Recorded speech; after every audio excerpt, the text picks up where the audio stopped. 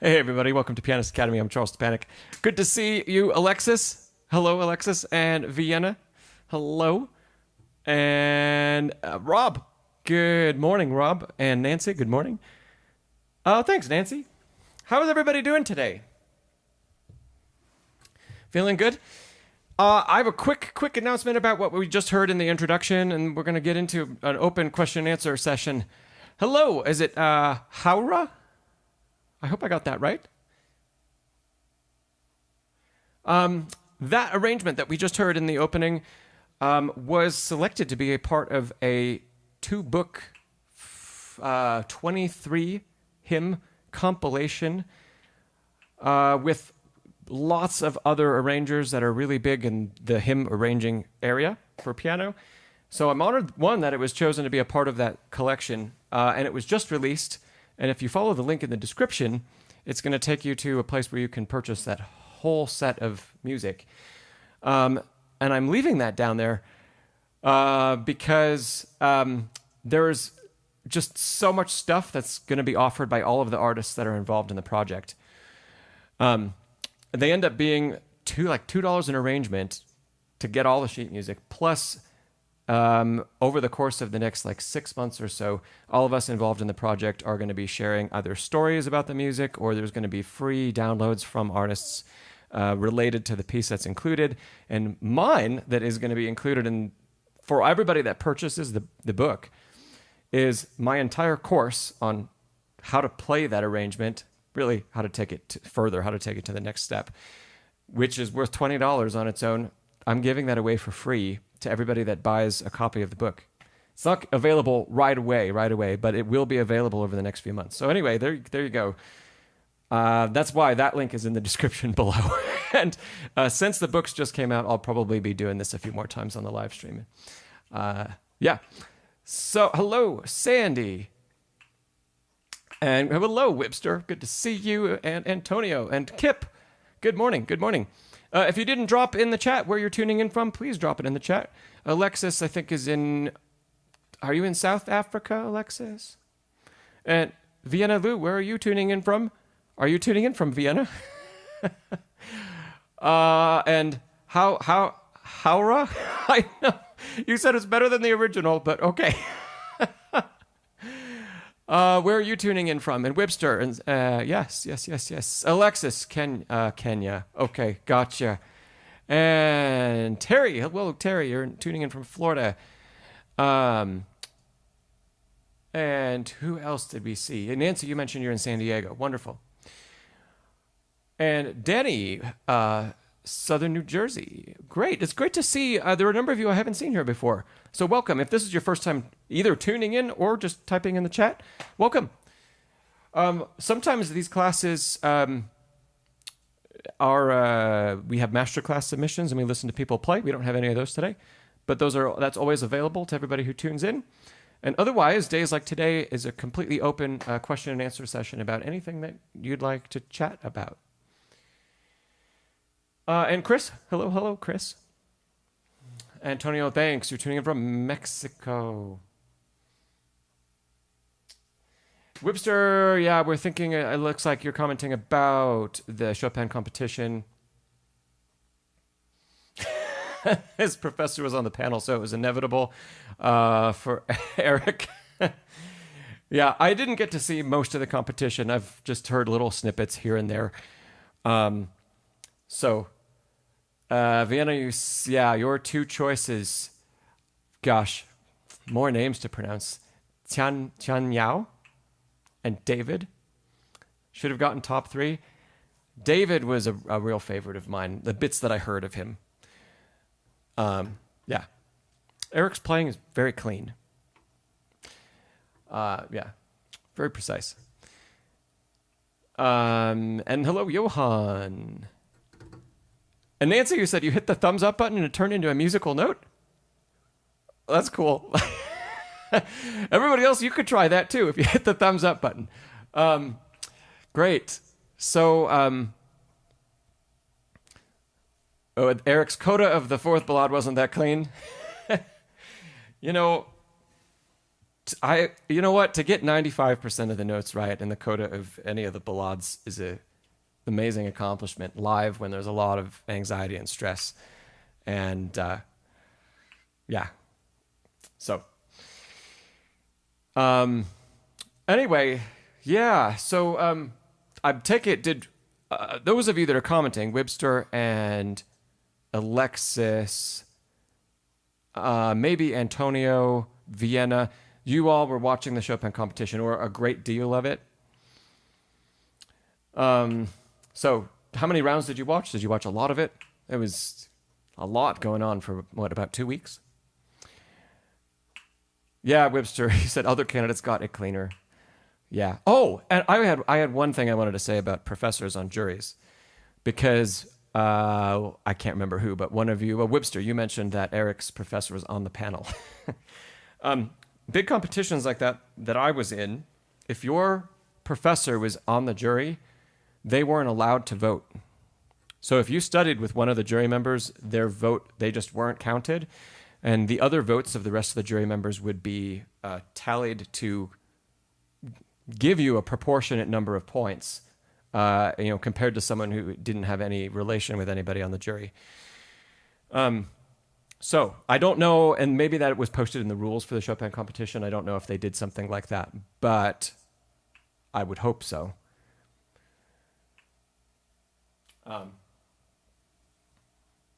Cool. Alexis, you said you watched all rounds. Good for you. And there was an interviewer who thought the win was controversial.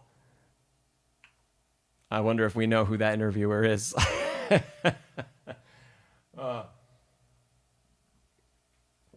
Yeah, we've talked about on other streams here, we've talked about competitions, and I've given my 2 cents about all of it. And, part of the reason that I even I distanced myself from the classical world was because of the politics in competitions. And I did well when I was entering them myself, but I stopped competing when I was 21 years old. So I just left 9 years of my life to go do other musical things. And then I never really left classical music, but I left the solo repertoire for a long time and came back to it in my 30s. So, Sandy, you said you'd be happy to play anywhere near that standard. Oh, yeah. And Bunny Hollow, welcome. You said you loved watching it, and you were pulling for Vincent as well. Mister, don't mention Ben. Well, I hope people aren't too negative about him. He doesn't know this, but I'm hoping to have him either on the channel sometime or in my private membership group. We'll see what happens. I have not reached out to him, but I can't imagine that he'd say no. It might just be a logistics thing. Vienna, you say he'd be happy to play the first note, like 1% like them. Yeah. No worries, Webster. We all have our opinions.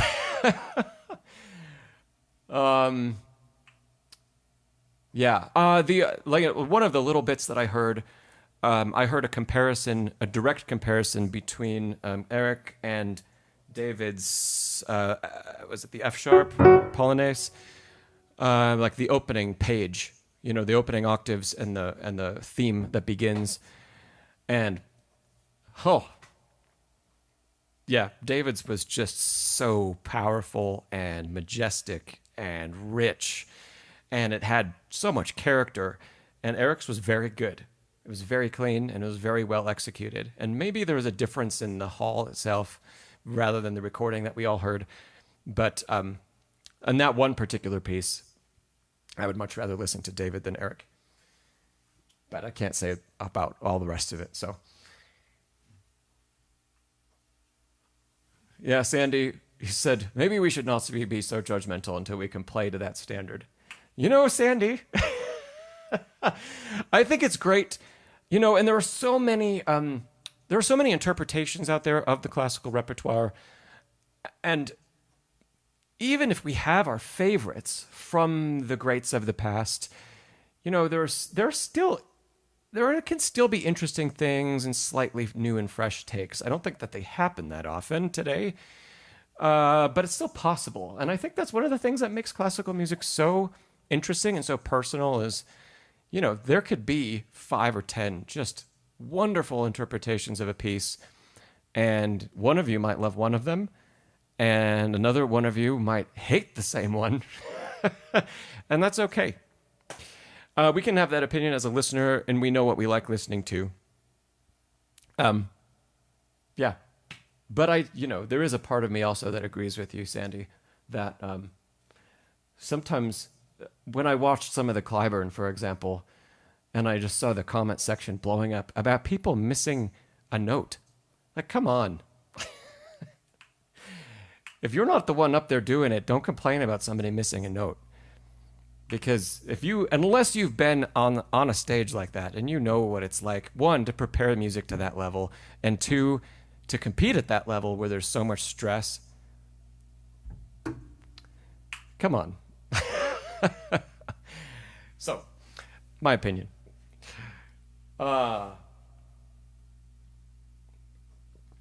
Michael, so thought about the piano instrument choices, and let's see, I think, Antonio, you had like a similar question. You asked me earlier. You have the first question. You said, how would I compare Mason and Hamlin to Fazioli? Let's answer both of those questions, and then we're going to get into some more things. So how you asked about hand independence. So great. We'll talk about hand independence next. And yeah, we'll go from there. So first up, about instrument choices.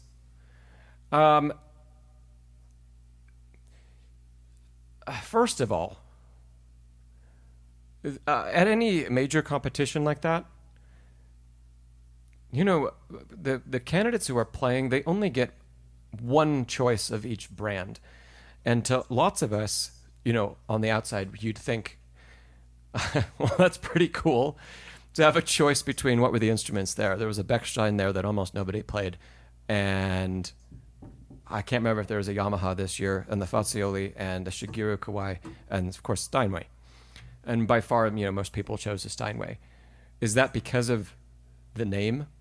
Probably not. It's probably because they truly preferred that piano. But all that said, if you ever have a chance to play, for example, like 3 Steinway Ds next to each other, they're all completely different from each other. And I have found personally, Fazioli doesn't have this. They're still different from each other. They all have unique personalities, but the differences aren't quite as stark. Same with Shigeru Kawai. Bechstein may have a little more character from instrument to instrument. That's just in my experience with those brands. So I say that because, one of the pianos, regardless of the name on it, may have truly just been the superior instrument. And when you get to play them all and you get to play them side by side, you can really tell what that is. And I think just the sheer number of people that choose Steinway, I think that lends itself to saying, well, that piano was probably very, very, very good. Unless, maybe there are some personal preferences about some of the other brands that the competitors have. So, for example, Fazioli. When I've played Faziolis, the actions are very fast. The tone of the instrument is very pure and very clean. The resonance is very nice. I personally don't find that Fazioli has as much character as Steinway or as Bechstein. Shigeru Kawai, I also don't think it has a lot of character, but it has more than Fazioli, and overall the sound it's a little bit different. It's warmer to my ears. So every time that I've sat down at a Fazioli, if I've played a little bit of classical repertoire, I said, oh, that's cool, and my ear gravitates toward playing something more like jazz or like even pop piano, because it's usually a really, really clean and punchy sound. Almost like Yamaha in that regard. So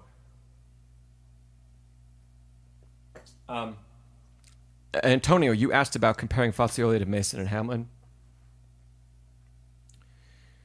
which Mason and Hamlin didn't. I wish they would, I think that would be incredible if they got an opportunity to have a piano at one of these big events. I think it would really open the eyes of the world to how great the instrument is.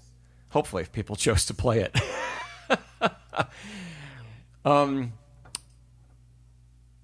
The latest generation of Mason and Hamlin concert grands. So their latest slight redesign was released in 2020. And I personally think they have more in common. The new ones have more in common, especially tonally, with pianos of the golden age, like 1900 to 1920 or 30. Both Mason and Hamlin and Steinway. I think the new Mason and Hamlins have more in common with that period piano than any other brand currently producing pianos. And if you like that tone, and we'll talk about the action in a second, but if you like that tone, I think it's really unique for a new instrument today, and it's warmer. The overtones are a bit different, and yeah. So it doesn't punch as much, and it doesn't have that brightness. But gosh, you can get some really beautiful sounds out of it.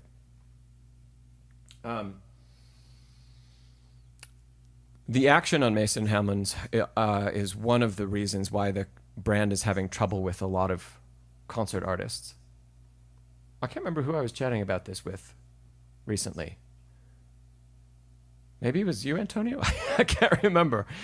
But so Mason and Hamlin, if you know, they make an all carbon fiber action. So the keys themselves are still wood, but that's the only component. And then the center of the hammer itself is not made by Mason and Hamlin. They use Abel hammers out of Germany. And so the keys are wood and the center of the hammer is wood. And the entire rest of the action is carbon fiber. And they are the lightest weight action components on the market.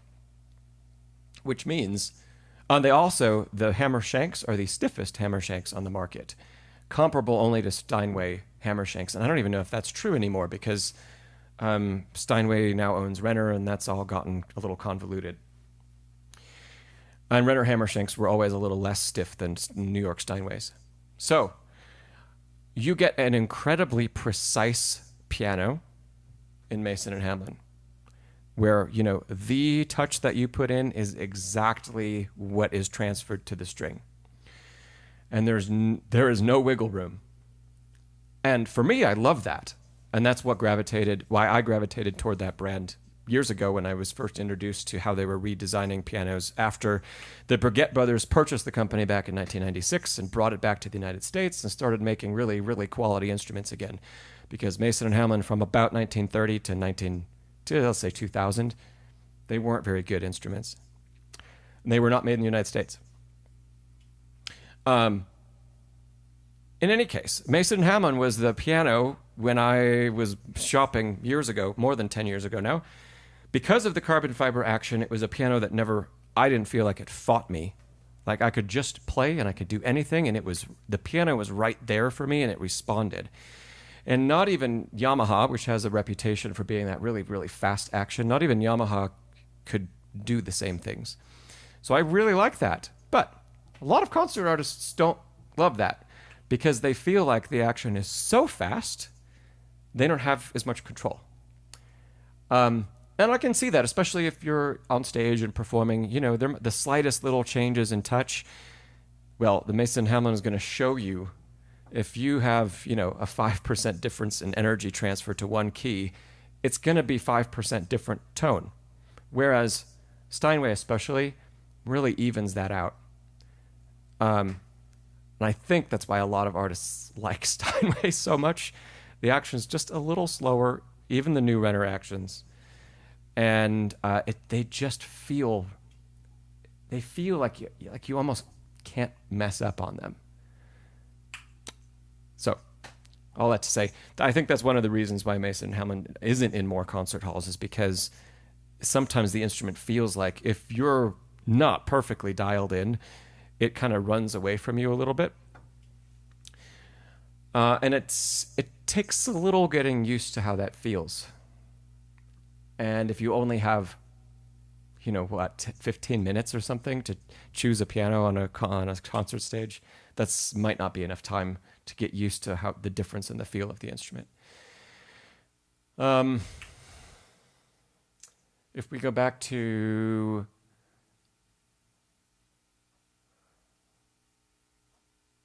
let's see, I talked a lot about the different instruments, I guess.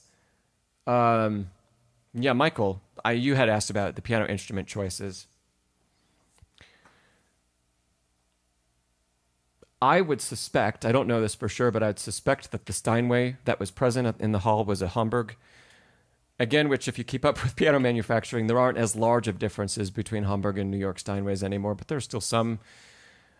And Hamburg Steinways have a lot more in common with the rest of, their European counterparts than New York Steinways have had in the past. And I've always really enjoyed playing them. Gosh, a Hamburg Steinway worked on by a fantastic piano technician those have been the best concert instruments I've ever played of any brand. So, Vienna, so you asked, what are the disadvantages of Steinway? Oh, Webster, you also said you think some instruments better suit one's physiology more than others. Yeah, there's less of that happening these days. Webster, I know that you're an accomplished pianist, so if you have played on a Steinway with like the accelerated action or some of those old Steinways that are they're hard to play. Because they were so slow compared to what's out there today. And you really, in order to get a big sound, you really had to learn how to play with your entire body. And that isn't the case anymore. And there are a lot of people, a lot of concert artists, the new ones especially, are asking for actions that are incredibly light. And so there's a lot less playing with the whole torso and with support from the back on big stages than there was in the past. Where before, you might have really needed to use weight and transfer energy at the instrument and transfer a lot of it over and over again. And that is its own challenge. And today, more and more artists want something that is ultra responsive, which I think is that's what Fazioli is. Really, that's what Mason and Hamlin is at an extreme level. And even Steinway, because of the Renner actions, is in that direction, much, much more than they used to be. And so if you watch a lot of people play, like the clips I've seen of Eric play, he's very still, I think, most of the time. And a lot of playing was just with the fingers. Well, that can happen because the action is so light. It's so responsive. And what that means is it's easier than ever to play repertoire incredibly fast. And, if people think that's dazzling and they like that, then cool, I guess. But I wonder, if those people that like that sort of action, if you sat them down at a 100-year-old Steinway with an accelerated action, which is not really accelerated, it is what it is. I think the result would be extremely different. And I think they'd make very different choices in performance to keep it successful if they didn't get to practice on an instrument like that all the time. Miguel, we're kind of talking about all of that, and we talked a little bit about the results, but yeah. Miguel, my thoughts are Eric is a clean, precise, usually good pianist. He's very good.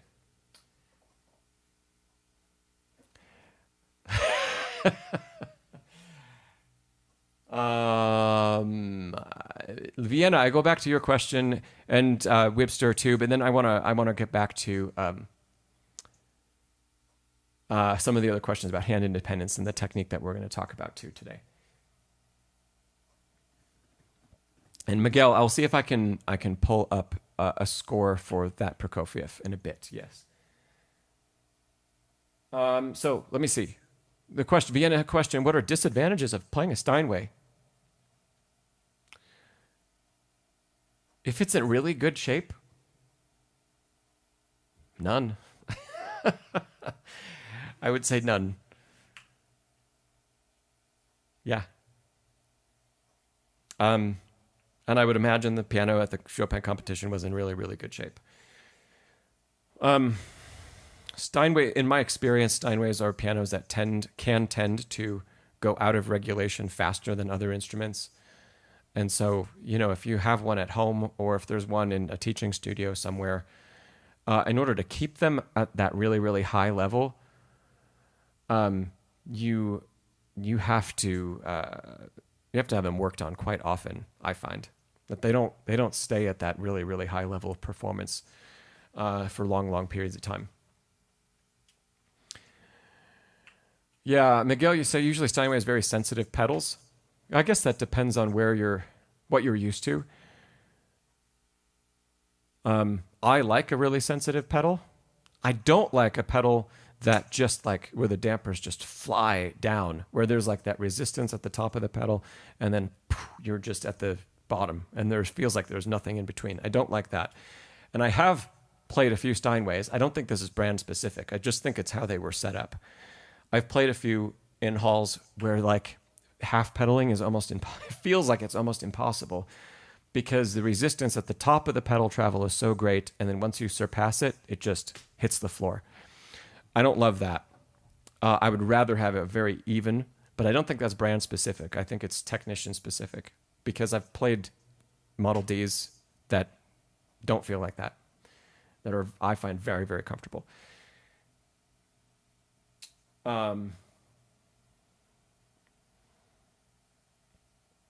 Webster, you have an interesting question.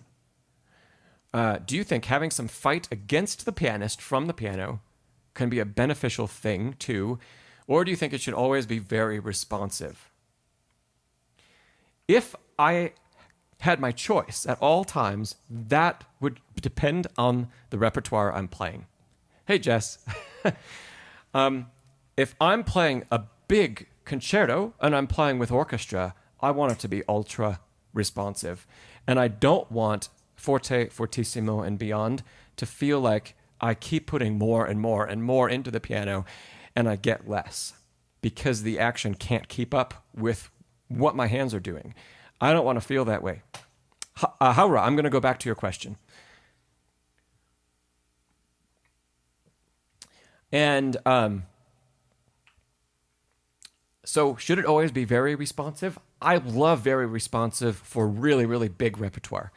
I don't like ultra responsive for like nocturnes and other slower moving repertoire and really lyrical repertoire. I want the control of something that moves, the action that moves a little more slowly and maybe fights me just a little bit. So if I could choose, I would choose a different piano for those different types of repertoire. And then, in the moments in those various pieces where I'd need the other side, I just have to deal with it.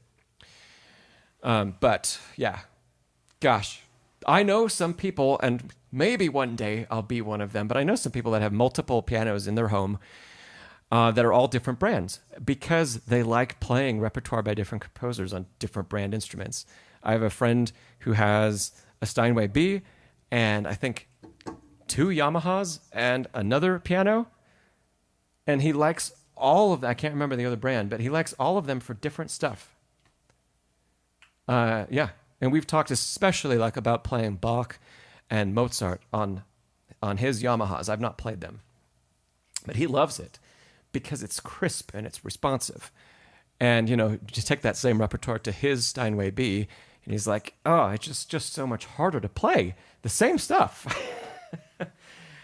So, yeah, that would be interesting. And it would be interesting if competitions would allow competitors to choose different pianos for different works and not just for different rounds. I don't even know if in the Chopin competition, once you chose the instrument, that was the instrument you played for the entire competition, or if per round you got to choose again. Because they change, especially over the course of 2 weeks, and over the course of that much playing, the instruments change. Alexis, he's done well. I have a friend, I have a student who's also kind of a friend, but I have a student who just bought a 1906 Mason Hamlin AA. So that's a 6'4" piano from a guy that had 4 pianos, and he's selling all but one of them. He had his 1906 Mason Hamlin. He had a 2024 Mason Hamlin Double B.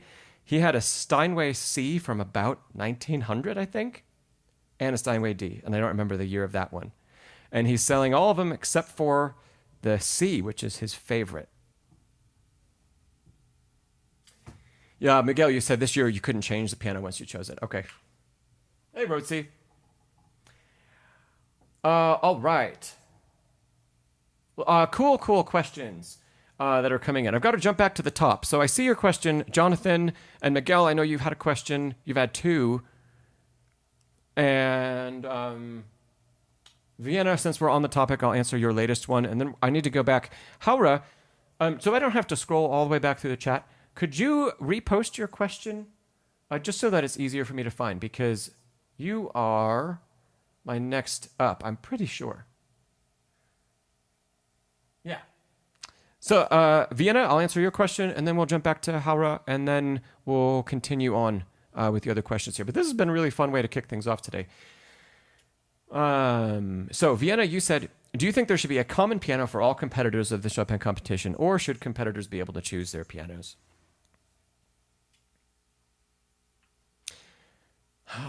That's an interesting question, because I think all pianists do have specific things they like about an instrument. And if you're really into that kind of stuff and you have a home instrument that's great to practice on, usually you have that piano dialed in to be the thing that you love. So, for example, I have a Kawai for now, but I've had it for 25 years. So if I could choose anything, I would choose something different. But I've had the entire action redone with carbon fiber action parts from Mason Hamlin because I love the responsiveness. And my hammers are Renner Blue Point hammers, which are hammers that are used in rebuilds of Steinways and Bösendorfers commonly. So they're ultra premium hammers and an ultra premium, very, very fast and responsive action.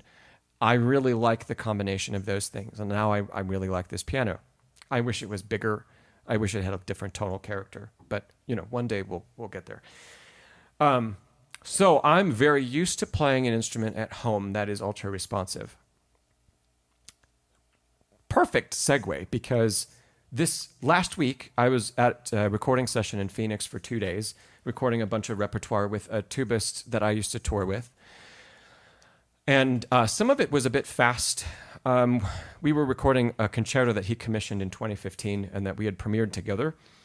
And we toured around a lot with it, so we had a lot of playing experience. But the piano that we were recording on in the studio was a Petroff, and it was like about a 7-foot Petroff. And most Petroffs I've played have incredibly slow and stiff actions. So the way I knowing ahead of time the piano I was going to need to record on, the way I practiced in preparation for that changed a bit.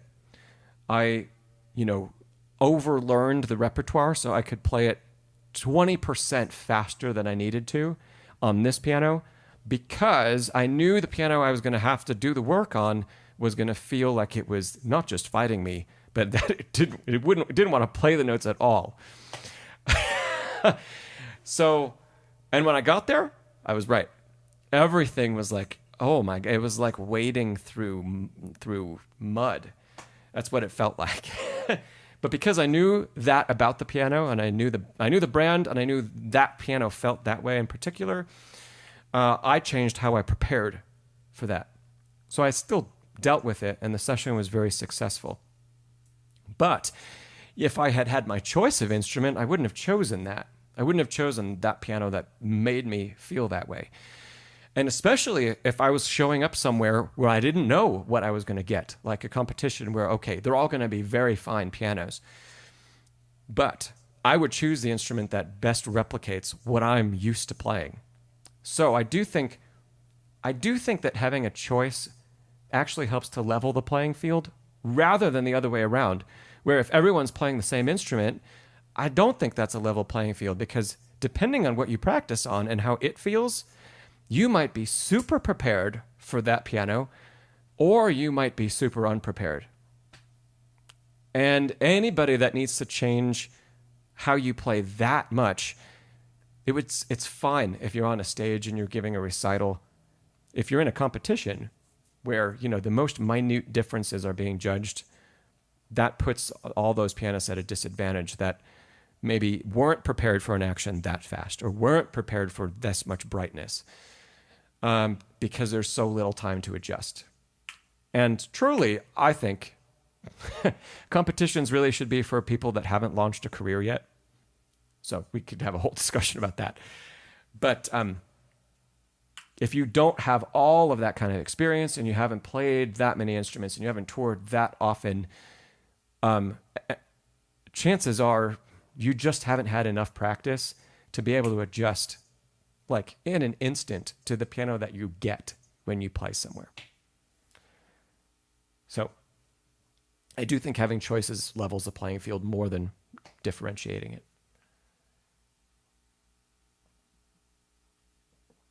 Okay, wonderful discussion. I'm going to try to go through all of the questions that have come in the meantime. So Haura, you had the first one that came in. Let's talk about hand independence. You say it's hard to play different things at different things at the same time. And you're tired of feeling that way. You feel like it's impossible. Okay, Haura, do you know your scales, Haura? How many scales do you know? Do you practice them? Tell me. And you know what? I'll keep this open for people in the chat. Do you know where I'm going to go with this? Scales are really important, not just to know, they're important for tons and tons and tons of reasons, but what in particular about hand independence? Because if we're talking about hand independence, Hara, I'm guessing that you're somewhere in the beginner time at the piano.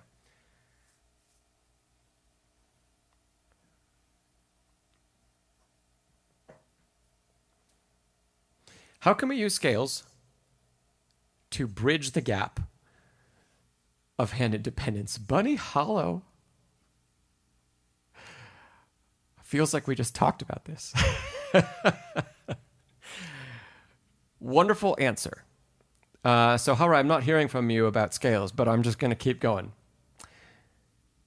Bunny Hollow, you got it perfectly. So, if we're working on scales, first of all, let's identify that, if we have B major, for example, I'll use that one because it fits the hand really well. Right? Truly playing a scale in parallel, both hands moving the same direction, playing the same pitches at the same time, is hand independence, because we're using very different fingers at the same time. And potentially, maybe especially if it's something like C major, the small differences in how our wrists and arms might move in and out of the keyboard, those are going to be different from hand to hand. Jonathan, great comment. Yeah. So let's go back to contrary motion, and we'll pick C because it's the easiest one to do in contrary motion if you're starting out. Start on the same note. We're going to play the scale out. And what we're doing in the meantime is we're allowing both hands to work together, but the same fingers are playing at the same time. The same tuck of the thumb happens at the same time in both hands for many scales, not for all of them. So this, I think, contrary motion scales are like a bridge to start to develop more hand independence, because we're still using both hands together. Yeah? And there's a big difference in the brain between using hands at the same time and going hands separately. So simply the fact that we're actually using both hands at the same time, even though they're playing the same fingers, is a huge help to get us started from where maybe playing one hand at a time or not being able to do much with two hands together, to actually being able to do something. And we need to do that. And while we're doing that, We're building the muscle memory in one of the hands. For most people, it's going to be in the left. The left is going to screw us up most. We're building the muscle memory that we need to play that scale. And we're starting to understand the pattern that's within that. And it's that understanding of pattern that's going to then get us started playing these in parallel, which is truly totally independent of each other. Yeah? So Haura, scale. I like your comment. You do practice scales, but you don't know why you're doing it or what the point is. So scales and arpeggios could be used to better everything about your playing. Here we're using them to work on hand independence, right? So contrary motion. Start with C major, A minor, it's relative. Don't even do harmonic. Because that way it's really, really easy to know what notes we're going to play. They're just the white keys. And we can do that without... We're not using a whole lot of thought to remember what notes they are, right? As soon as we leave that, even going to 1 sharp to G major, contrary motion gets a little bit harder because now we have to remember, oh, we're playing, F sharp at one time, and there's a black key in there, and there's a white key on the other hand. So that is the next step, right? But for the scales, C major, G major, D major, A major, E major, and then a number of the relative minors, D minor, and let's see, G minor, and A minor, and F minor, and E minor. All of these that I'm listing, by the way, Haura, if you want to go back afterward, mark where I'm talking about this in the counter, your time for this video, and you can go back and catch this spot. So you write all these scales down. You don't have to do them all at one time, but every scale that I just listed uses the same finger pattern. So it's always, if we go back to, it's the same finger pattern as C major. It's always 1, 2, 3, 1, 2, 3, 4 in the right hand. And if we go contrary motion, 1, 2, 3, 1, 2, 3, 4 in the left hand. They're always the same. And I just listed, some 10 scales. All of those scales are going to work in contrary motion to help build hand independence because we're going to use the same fingers at the same time, but playing different pitches. Okay. That's going to start to get more comfortable. You're going to learn the pattern. Then you can start a scale at a time, going back to playing them in parallel and doing that. And then that's going to further our ability to play with independent hands. Yep.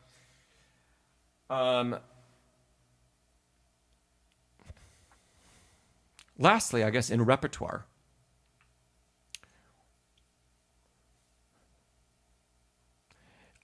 I don't often say this, but there can be a nice thing about using method books like the Alfred series, which typically I'm not a massive fan of because the left hand becomes kind of chunky throughout most of the arrangements in the Alfred method books. And by the way, they have an adult method book series. It's 3 books long.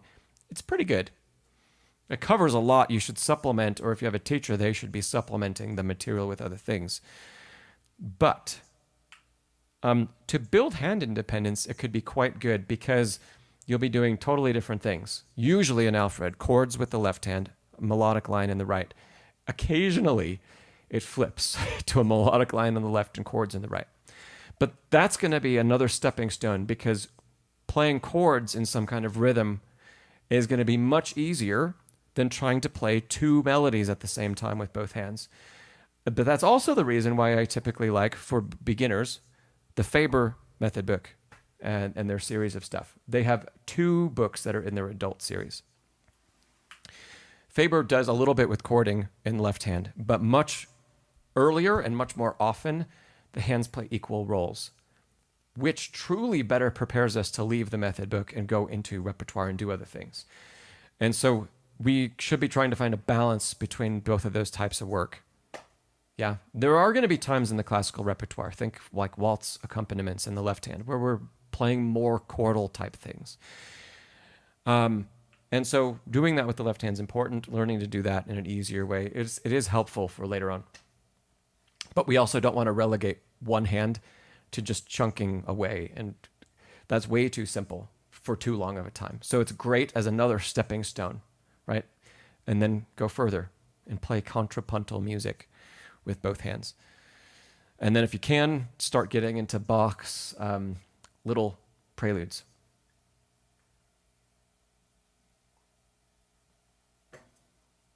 Yes, Howrah, playing the same rhythm for both hands. Yeah, for now we're playing the same rhythm for both hands between in the contrary motion scale. That's fine. If you need to work on, if we need to work on rhythmic differences, yeah, let's do that in a piece of repertoire. And you could use those places I just mentioned, like the Alfred book, or even the beginning of Bergmüller's Opus 100 studies. That can work. Those can work as well. And then go really, really, really slowly through them. Yeah. First, however, we just want to make sure that the hands can work together. Doing something, doing anything. Let's make them work together. Fun fact, actually, anybody mentioned this.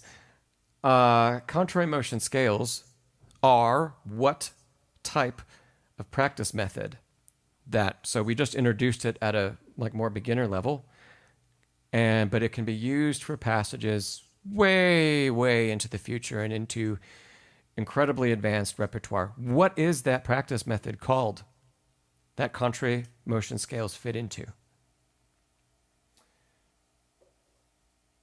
Thanks, Webster. I appreciate that. And hello, Leslie. Good to see you tuning in.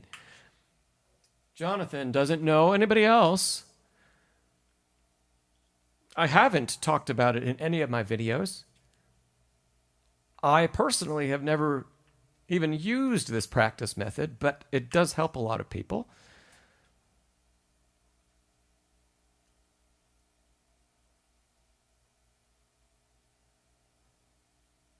Nancy, you have an interesting comment. You think the age of the student affects hand independence problems? It can. That's for sure.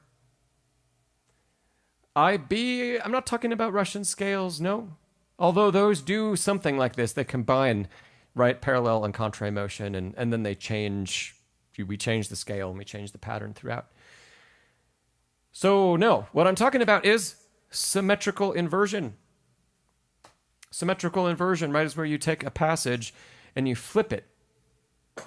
Why does that work for us? Because the hands are mirror images of each other. Okay, so because the hands are a mirror image, if we do something with the right hand and it's ascending and using a certain finger combination, we can reverse that, flip it, mirror it, around a neutral point on the keyboard. For scales, we're just going to say they're not quite symmetrical inversion, but we're going to say they work that way because they work the same fingers in the same order. So we can flip that around, and then what's happening is actually both sides of the brain are working on connecting and working on executing this thing. And both sides of the brain help each other rather than fight each other. Yeah. So symmetrical inversion at an advanced level is usually used like if you have, let's say you have a crazy passage in the left hand and your left hand usually doesn't get that kind of workout. Well, symmetrically invert the passage, put it in the right hand, and then play the inversion in the right hand, which is going to sound really nasty and bad, while you play the left hand one. And the facility of your right hand aids how your left hand learns and perfects the same technique. Yeah. Okay. Great stuff. I need to go back. We got a lot of other comments earlier. Let's see. Miguel, you had a question. Miguel, are you still here? And did you want to talk about that? Because I need to grab some music if you do.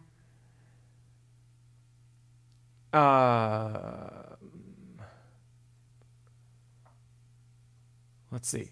What else? It might be. So, Miguel, you'd be next up about Prokofiev, Opus 22, number 13. I'll have to try to find that. Yeah.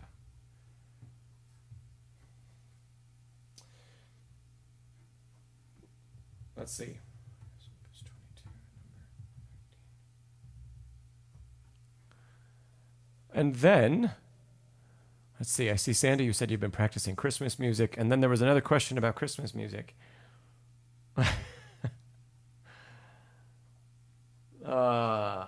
Let's see. Miguel, you are here. Okay.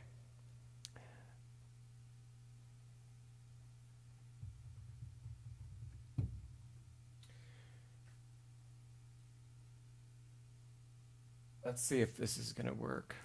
Oh, sweet.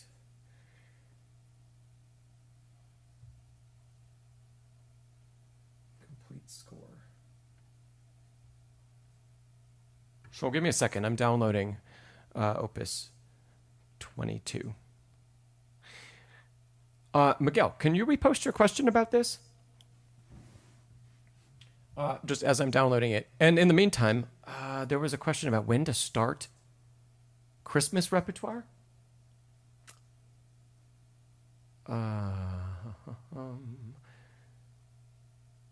Oh, I can't find who posted that. I just saw it as I scrolled by.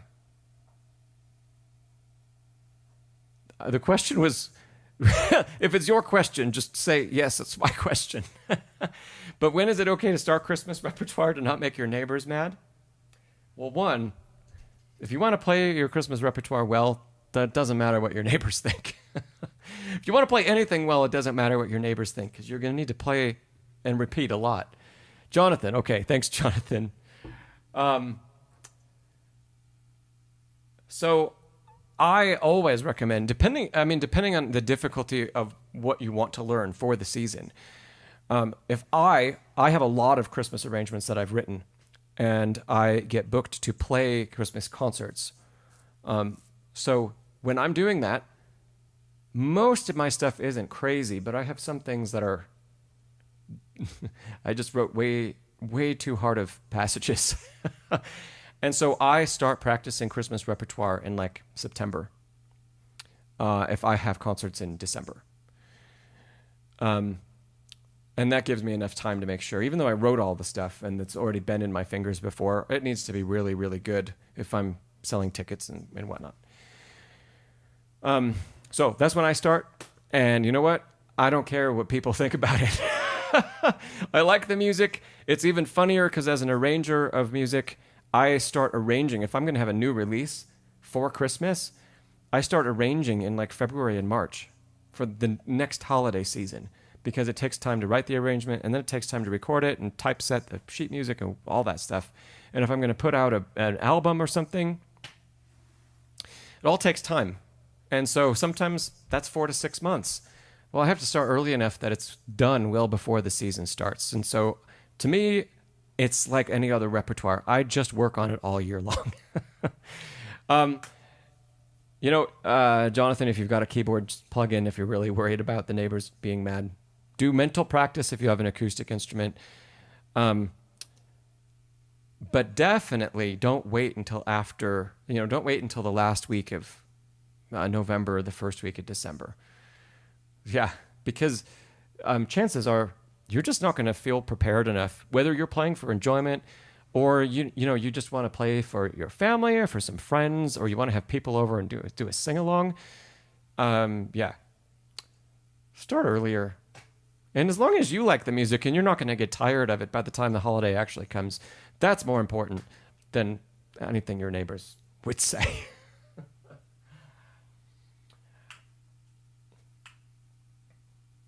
Andy, you want to trade in your Kawai GX2 for a Yamaha CX7. Would it be worth it? Yeah, absolutely. Even if the Yamaha needs a little work, or even if you got to change the hammer so it's not such a bright instrument, they're just having a 7'6" piano and the resonance and the length of the soundboard and the length of your bass strings. And also your action is going to be longer. The pivot length is longer, so it's going to feel like you have more control. Those are all pluses. And if you really want to change the tone to be more like the warmth you're using with your GX2, you can do that with changing the hammers. It's not super cheap, but it's not terribly expensive. I'd budget like $2,500 to $5,000 to change hammers out, because it's more than just putting the new hammer on. There's a little more that goes into it. So you got to buy them, and then your technician's going to have to do work. Miguel, I'm coming back to your question, and I have a Kawai RX5. It's a 6'6" instrument. But like I mentioned, the stuff that's left that's Kawai is the rim, so the wood. Most of the strings, I've done about a half string replacement. That's it. And the scale design, and those things do have a big impact on the tone, but it's not everything. So Miguel, Opus 22, number 13, passage of trills and melody in the right hand.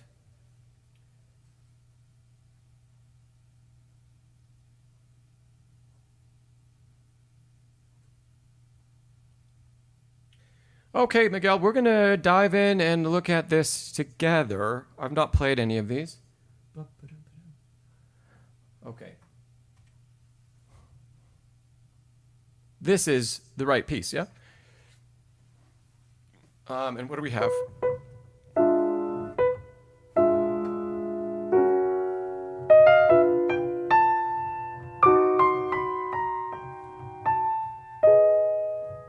Does that sound like about the right tempo?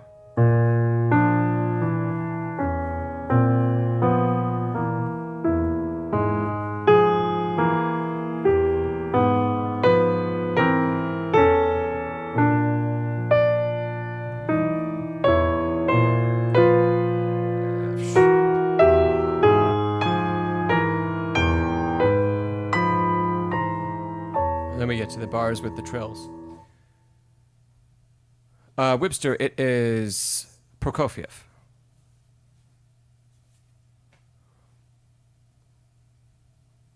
So, Miguel, before... Oh, thanks, Vienna.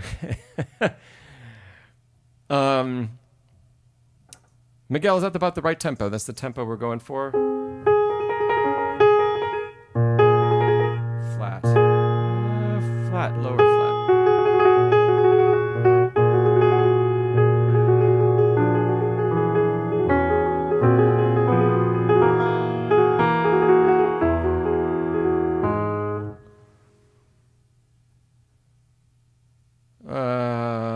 You say, okay, it's a little bit quicker than that.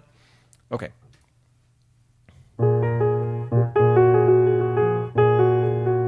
And I'm that flat is above the A flat. I'm gonna, oh man, I would need to listen to this to know exactly what pitch he means by that marking. So, Miguel, since you're actually studying this, the trill that's in measure 14, is he intending B double flat or just B flat? Because the next diatonic pitch above the marking would be B natural, so we definitely, it's not that, but the flat sign is above the trill. B flat, okay.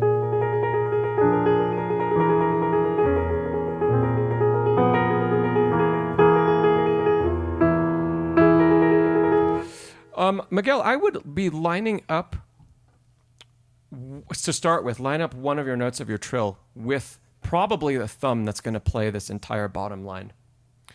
So, for example,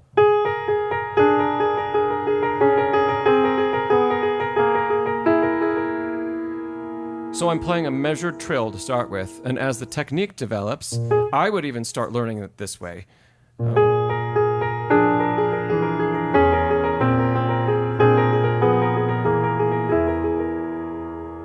So in 16th notes. And then the bottom note of the trill.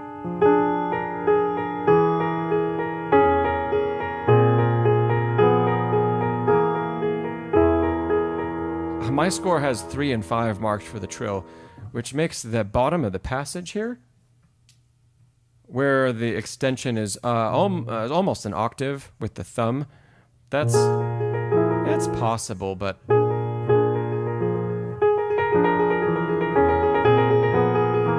yeah, it's better than 4 or 5. So Miguel, if you're able to try that out, that's what I'd be doing. Just keep it measured and place the other pitch in the hand at an exact moment when you're playing a note in the trill.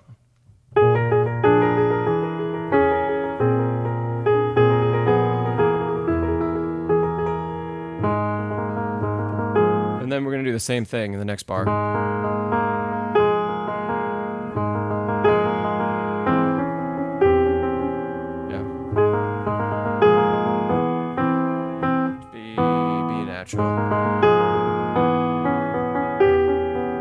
And we keep going. 2,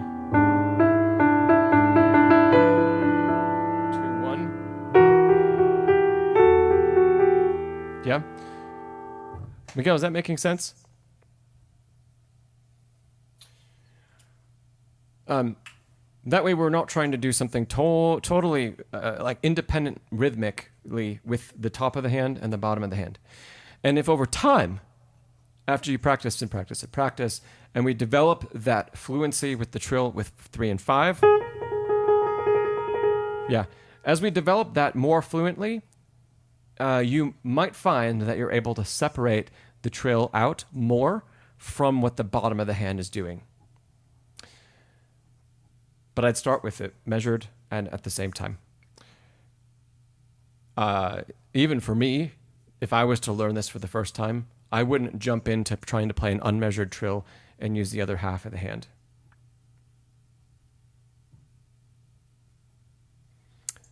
Miguel, I would be starting most of the time in repertoire from this era. You start with the note of the printed note and you trill above. That is different earlier. Right, in the Baroque era and sometimes in the classical era, we start with the pitch above the trill, above the marking, or above the primary note.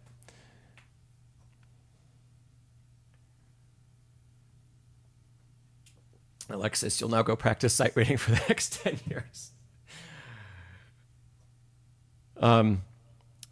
Yeah, sight reading Prokofiev's it's not as easy as Beethoven. Things don't follow quite the same shapes that you'll find in the rest of like the typically tonal repertoire. Miguel, let me know if you've got another question about any of that. And yeah, we can move on. Hey, Tim, and awesome that you ordered that piano bench. It's great. I'm still using it. It's not really in the shot here, but it's what I'm sitting on. IB, some tips on sight reading. Oh, Vienna, you're in grade 10 RCM and you can't read grade 3. You got to practice some sight reading some more often, Vienna. Yeah, you should have a goal that you're reading about grade 6 if you're playing grade 10 repertoire. That you could read about grade 6. So start with your grade 3 stuff. Spend more time in your practice doing sight reading. Because part of it is a skill that you just have to continue to develop. And IB, you asked to talk about sight reading. Let's talk about that soon. But I need to make sure I'm not going too far away from some other questions that came in earlier.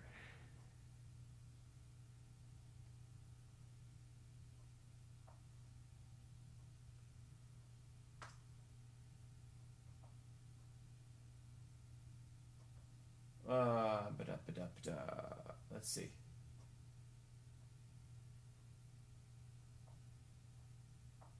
I'm not finding any more. Vienna, you had a question. Okay, how do you play repeated notes fast and cleanly?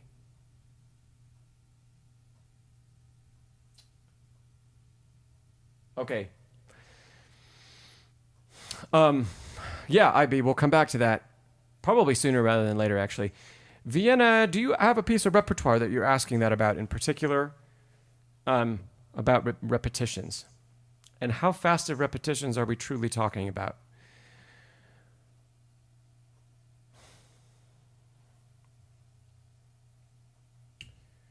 I'll give you a second to answer that. Hopefully it's something I have that I can pull up quickly. Schubert.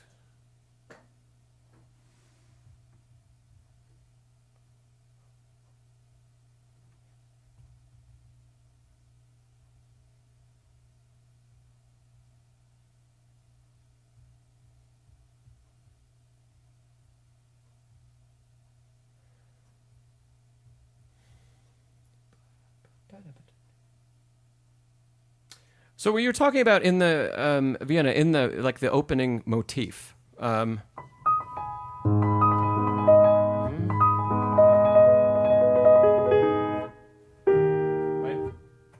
Are you talking about the repeated note the end of every group? There.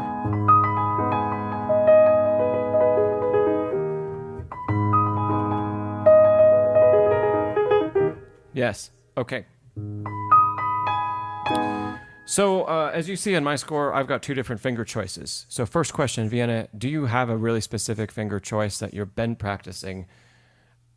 And does it exchange fingers? Yeah, I am sight reading it. But it's not up to tempo, so let's...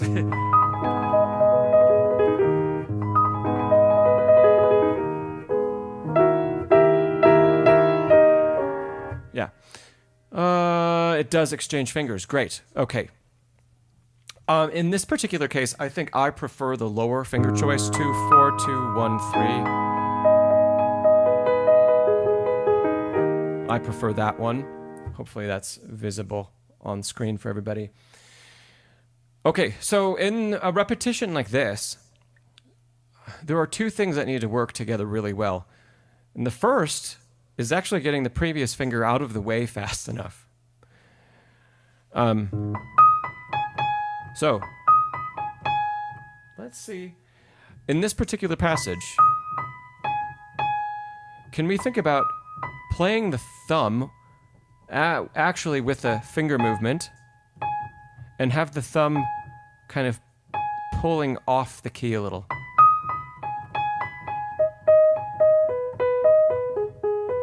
Because I want to get the thumb out of the way as fast as possible.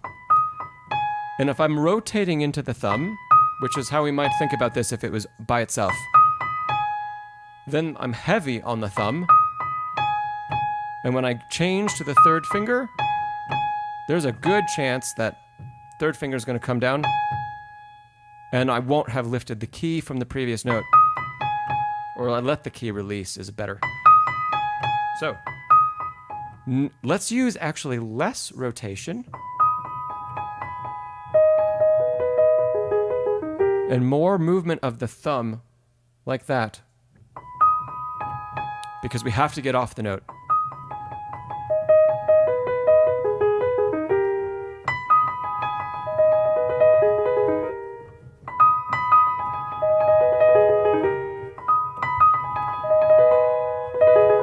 Yeah.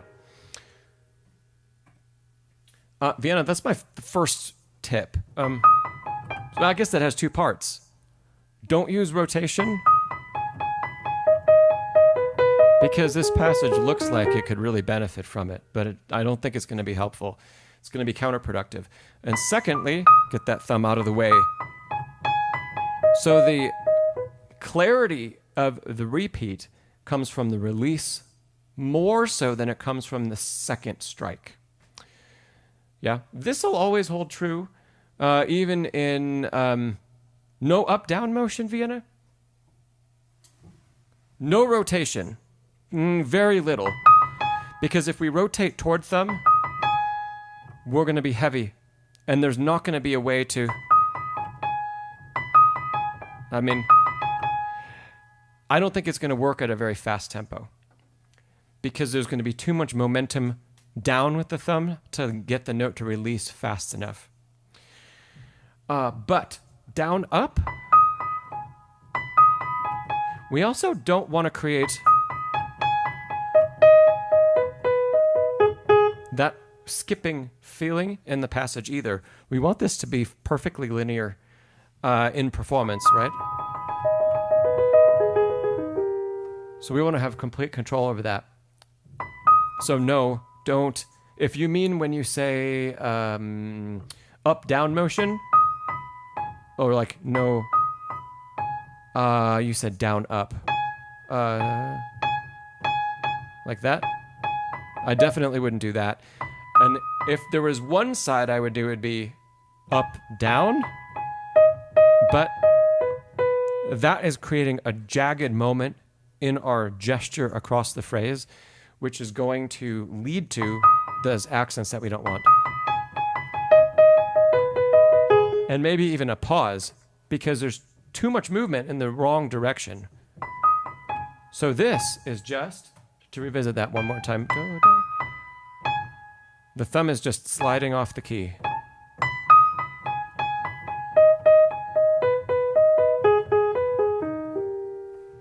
Yeah.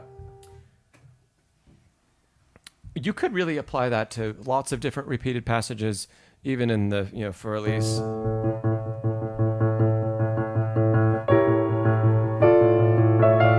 If you even wanted it to play it that fast, right? And then all the way to, how many of you, and Vienna, you too, have you seen Martha Argerich play that,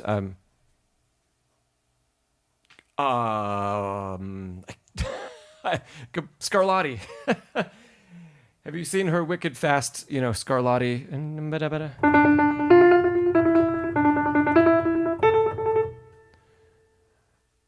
If you've seen that, oh, Vienna, look at that, just for fun. She's got a bunch of videos out there. One from the 60s when she was young playing it, and a bunch of encores from concerts. She has this really interesting motion when she plays the repeated pitches in that particular piece. And it kind of aligns with a lot of what her technique is around the repertoire. But it's very much about flicking the fingers, right? And in that flicking motion, the hard part, I think, is actually the lift of the fingers away. But that's the movement she's doing. And if you slow her video down, she's kind of like pulling back on the keys because the key has to be released ultra quickly. So even 2 and 3, there's a pulling motion to make that release as fast as possible. I can't do it anywhere near her speed, at least not without practice.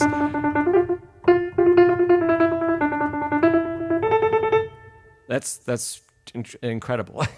But what she does with her thumb, if you get to see some of what she does, I think there's some camera angles on one of her encores where you could see from like under her hand, and you can see her thumb going off the bottom. I can't show you. I don't have a camera angle for it. But her thumb is like, if I tilt, this is not how she plays, but her thumb falls off the bottom of the key. And it's the same movement that we were just talking about in the Schubert, where the thumb is going to pull back and off to allow that release to happen more quickly. So yeah, Vienna, check that out for another example of masterful, just incredible repeated notes from one of the greatest pianists alive. And then you'll also get a close-up of the same kind of technique that I'm talking about, especially with the thumb. Yeah. Oh, hey, Joey. All right. Let's see. Lisa, hello. If you're still here, I see Lisa from Westchester, New York. You're going to be changing hammers on your Steinway soon. Very cool.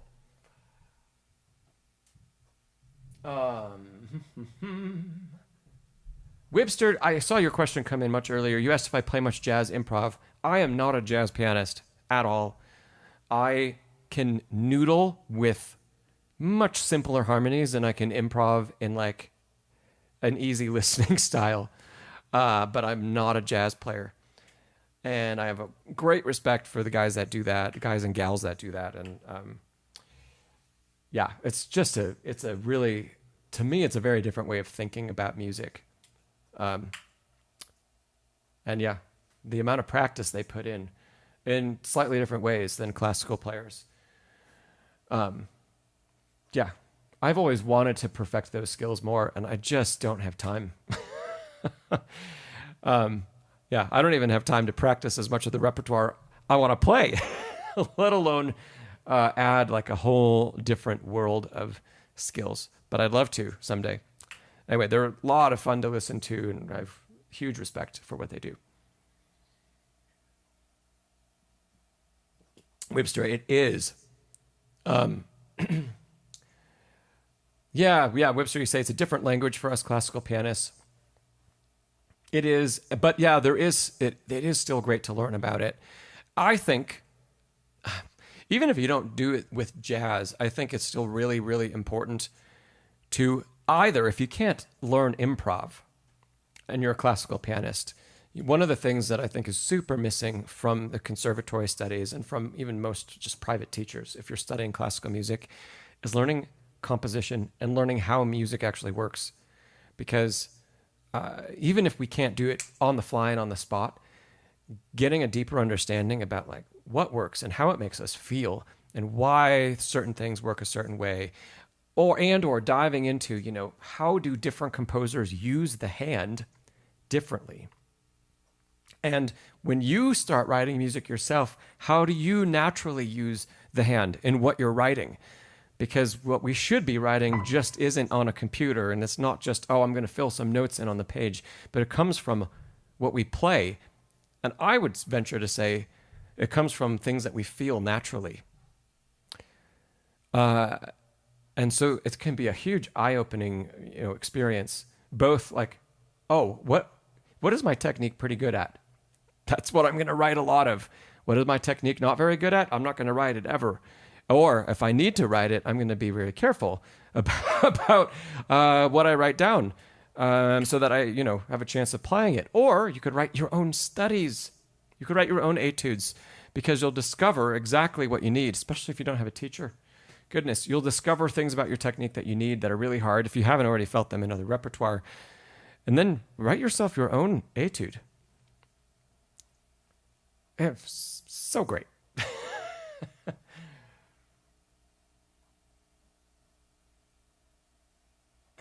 Okay. And hello, John.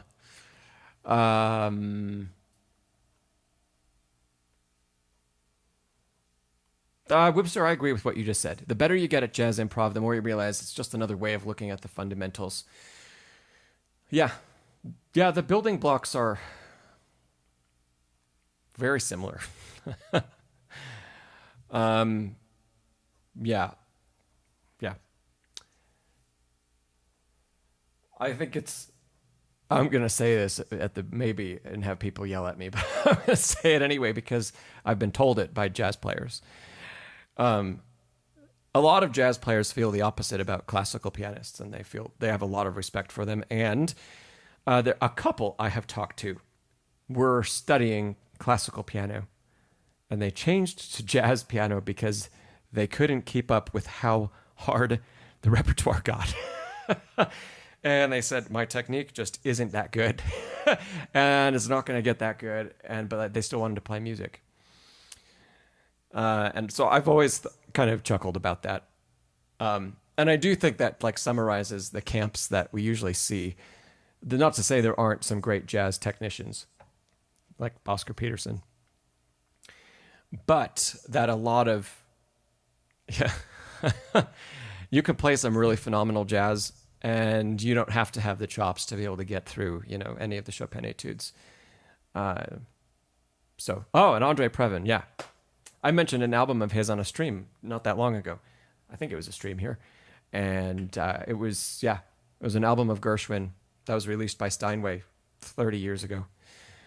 And it was some solo piano stuff and some with piano and stand-up bass, and it's just really nice.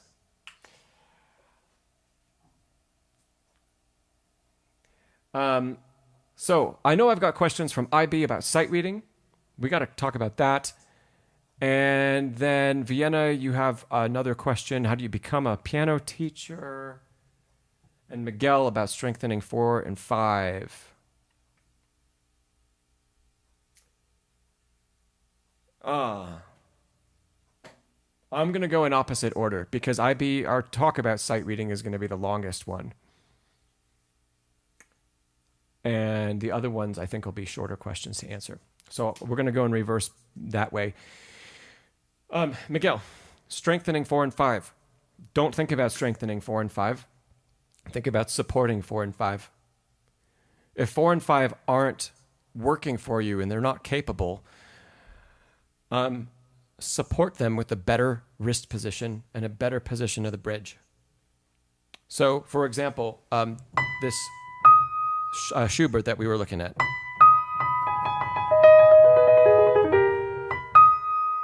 If we play 4 and look at the position of the bridge and the wrist, it's not down here, which you'll see some great pianists maybe play it this way. But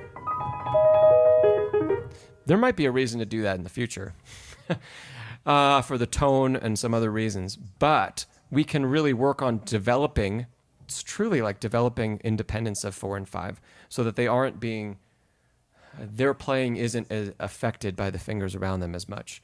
And we can do that with better alignment and better support from the wrist. Same thing with 5. So there's a little rotation, but I'm standing on 5 and standing on 4. Even if we look at a scale, for example,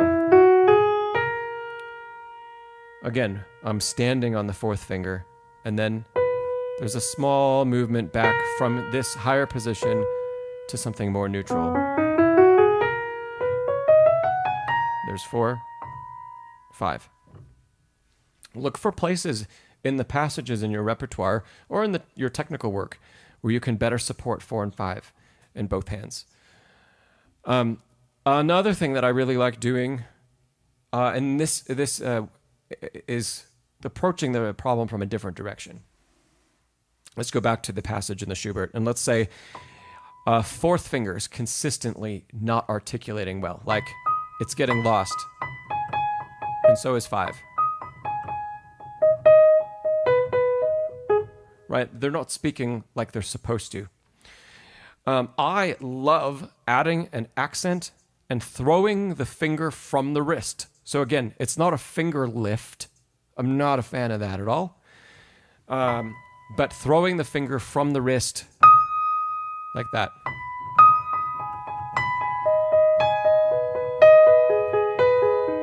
You could even add a little time.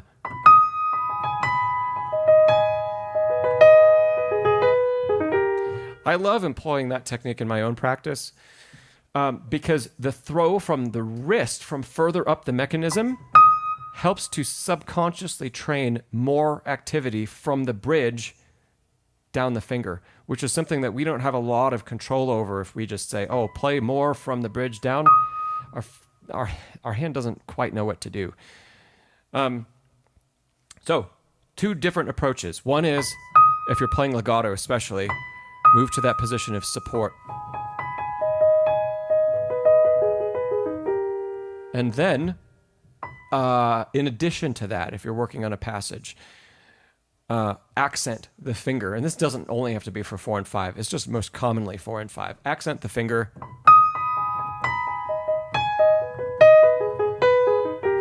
That isn't behaving. So I accented 4 and 5 the whole way down.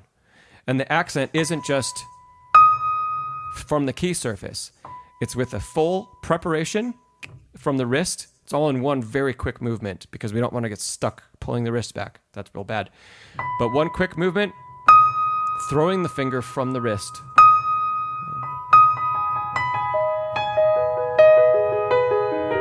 So as I play through the passage, that throw is in there for every accent. And that works on more finger activity from the bridge down. So when I get rid of it,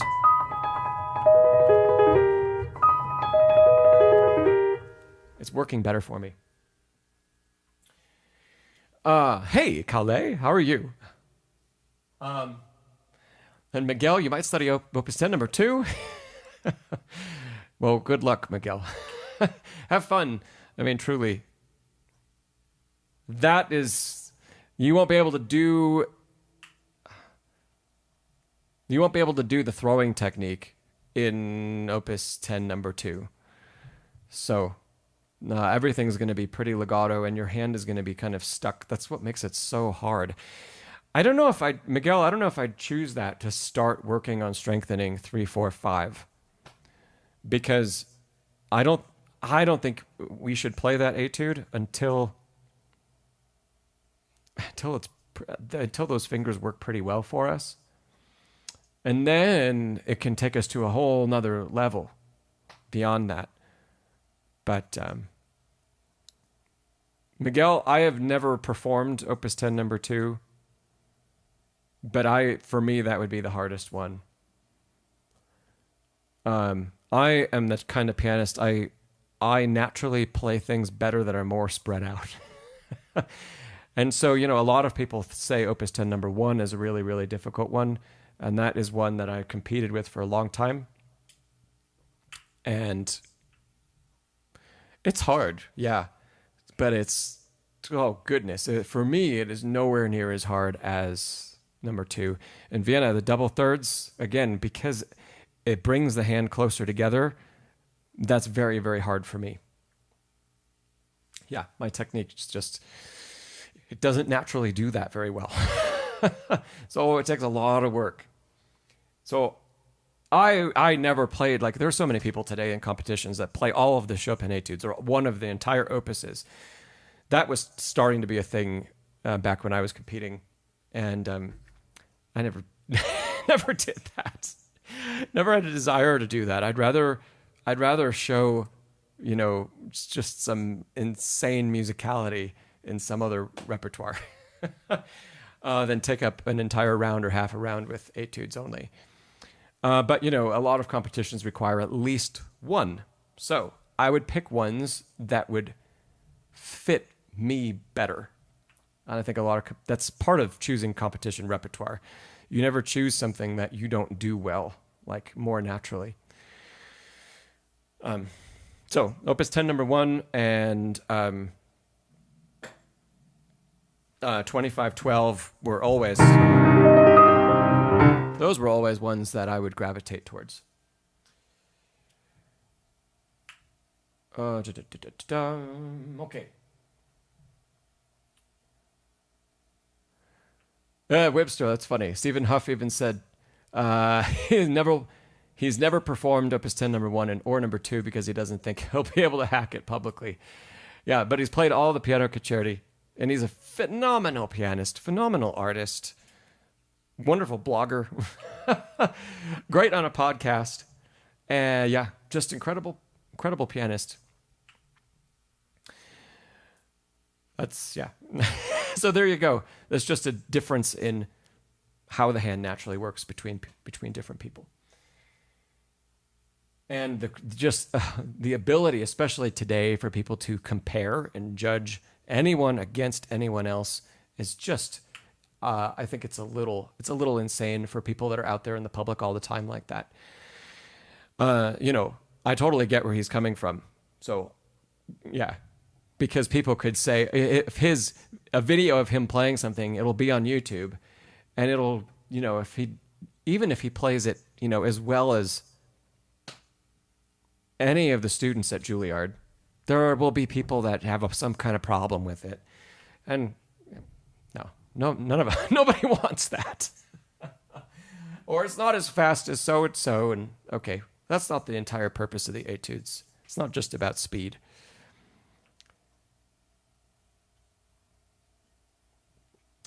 John, I have never spoken with Seymour Bernstein. Nope. Okay. I need to jump back to, let's see, we talked about 4 and 5. And now, I love the chat that everybody's having. This is great. It's just harder for me to find the questions. But don't stop. Let's see. I said I was going to go backwards, and I can't remember the other question. Vienna. Is it Vienna? Oh, okay. There we go. Your question about how do you become a piano teacher who tutors younger kids as a 13-year-old? Like, what else could you do? Okay, Vienna. So, I take it you are 13.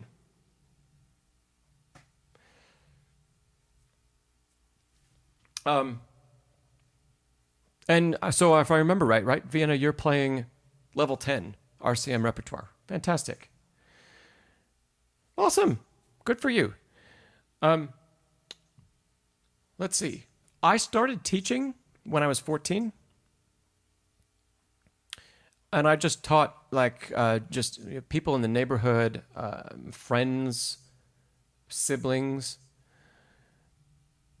And you know what? There is a lot that goes into being a really good teacher. Oh, John, that is fantastic comment to put a big red question mark in front. That'll really help me see it.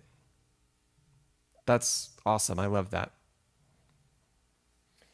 And Den Kato, I will come back to your question in a bit.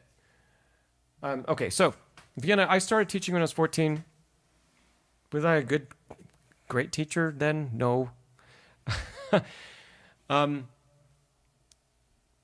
Did I really help the people that I was teaching?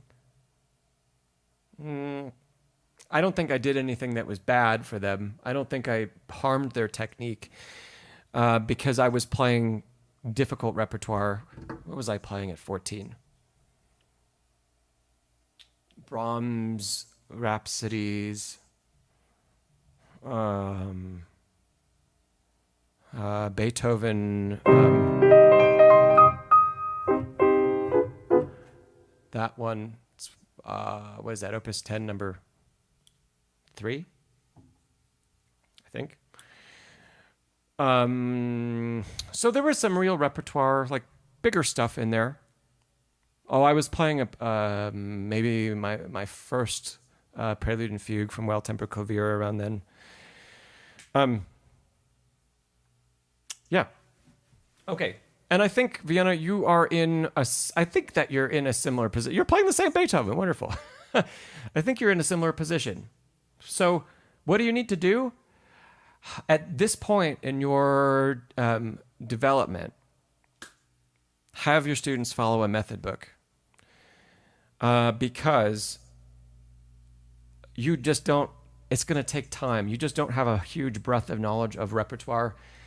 And it's okay. That's fine. That'll come in time. And you don't have a lot of experience working, technique with different people. And again, that'll come with time. So what can you do? Start with a method book. Start teaching theory and harmony along with it. And going through, and especially, teaching musicality as you go. And here's my biggest tip. Because this is a problem with like almost all of my current students, which range in level from beginner to very advanced. Almost all of them have a tension issue that stems from misguidance about finger legato or misguidance about the release of the key.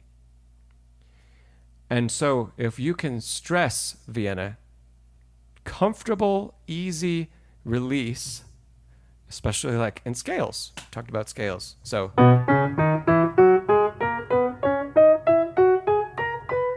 that, even slower tempo, but that is far preferable where I'm not trying to play legato, and I wouldn't encourage any students of your students to play legato until they can demonstrate whether it's over an octave or a 5-finger position. Can you play with complete relaxation after the strike of every key? Or can you feel that complete relaxation right upon key strike?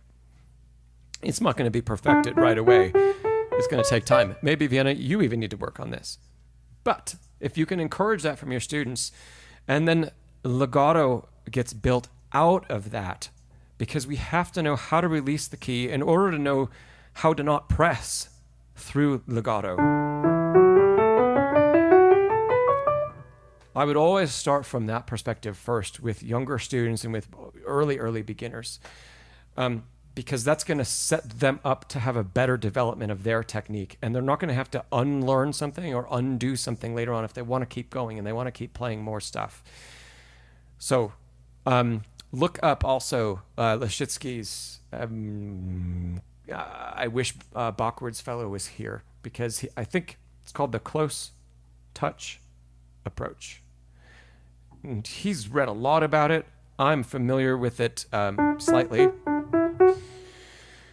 But yeah, working on that fine part of technique over just a 5-note scale, work on that and let that become very comfortable and natural. And then start to build upon that with, play legato, and let's work on, if we're hearing legato, and then how do we execute that and go further.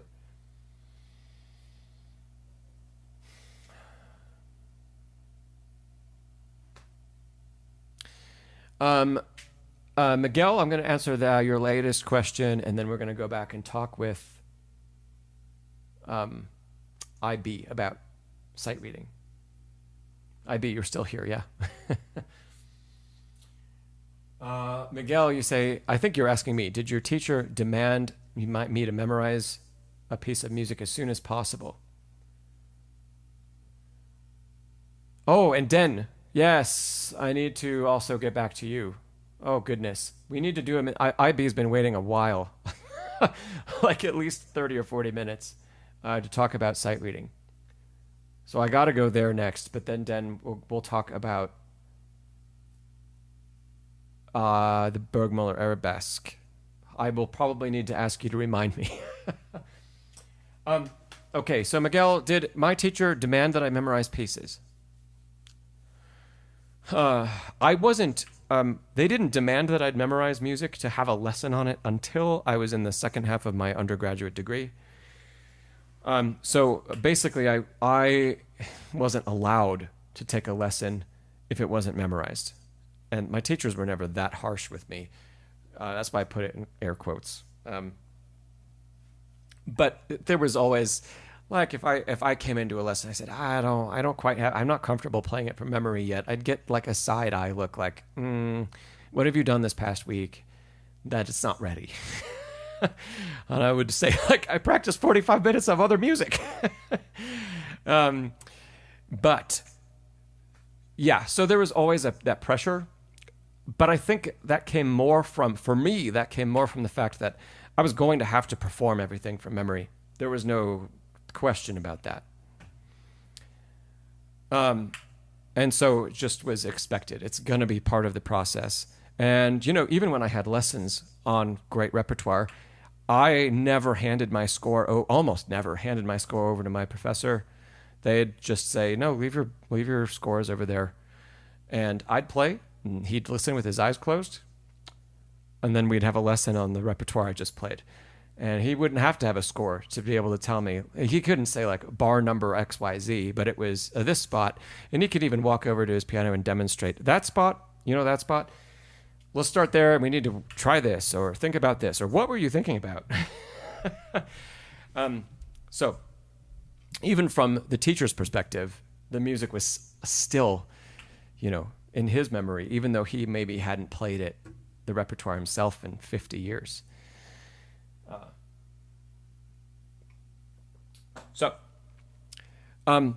But just to go back, because Miguel, you mentioned my new video on memorization.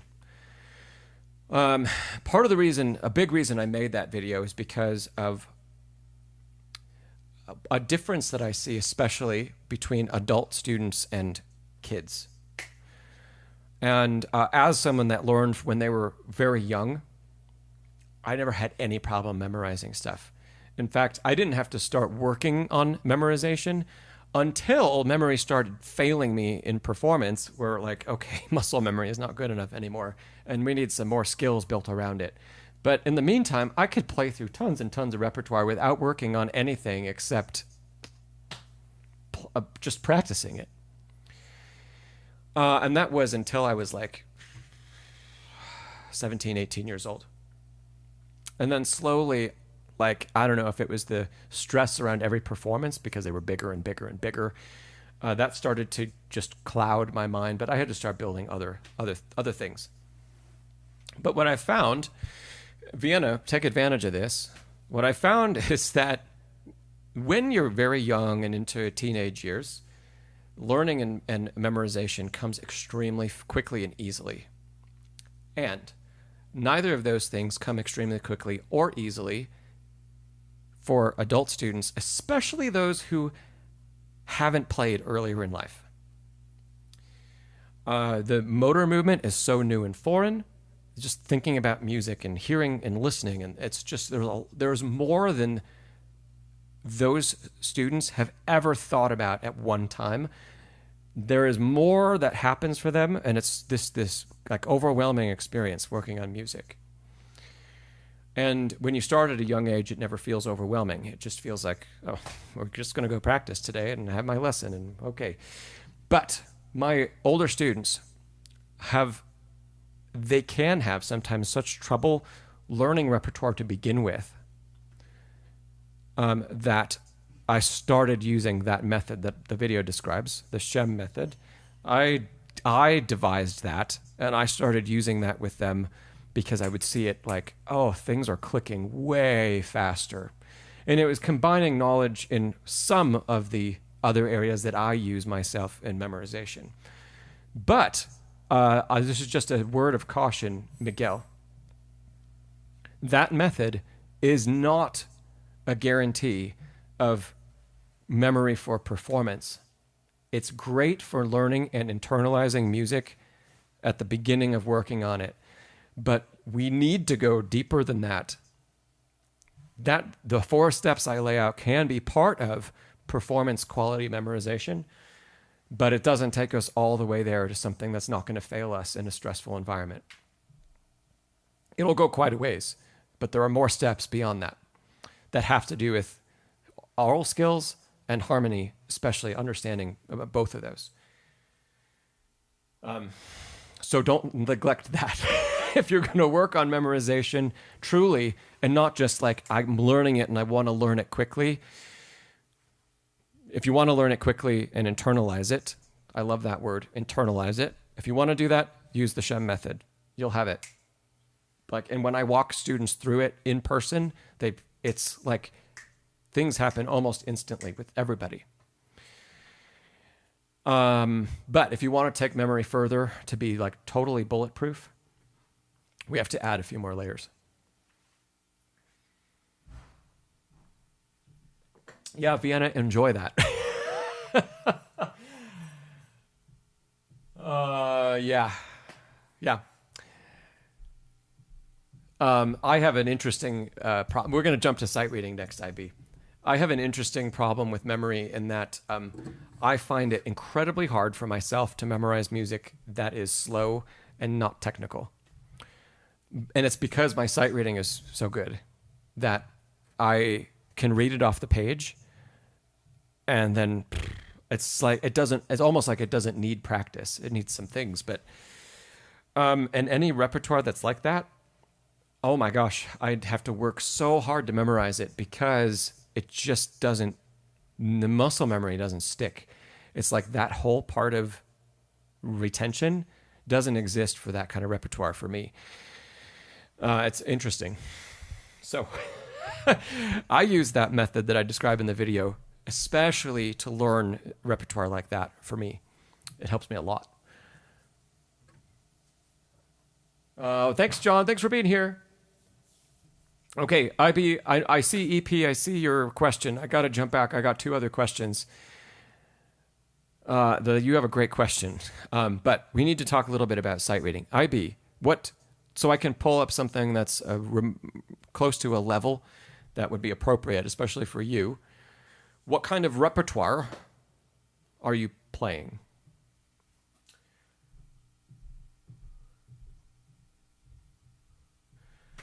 And I'll see what I can... We'll have... Yeah, I'm sure I've got something I can pull up quickly.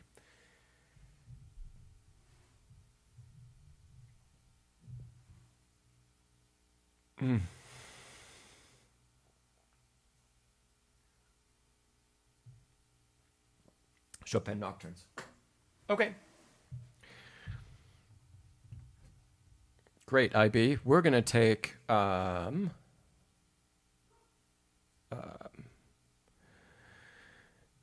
this. Oh, I lost my screen. I'm pulling up some Mendelssohn.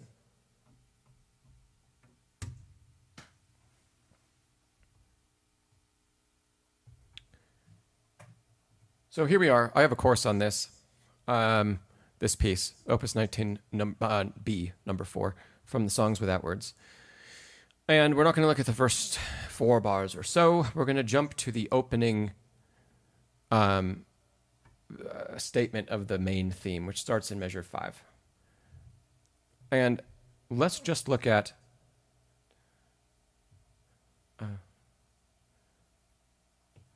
not to there.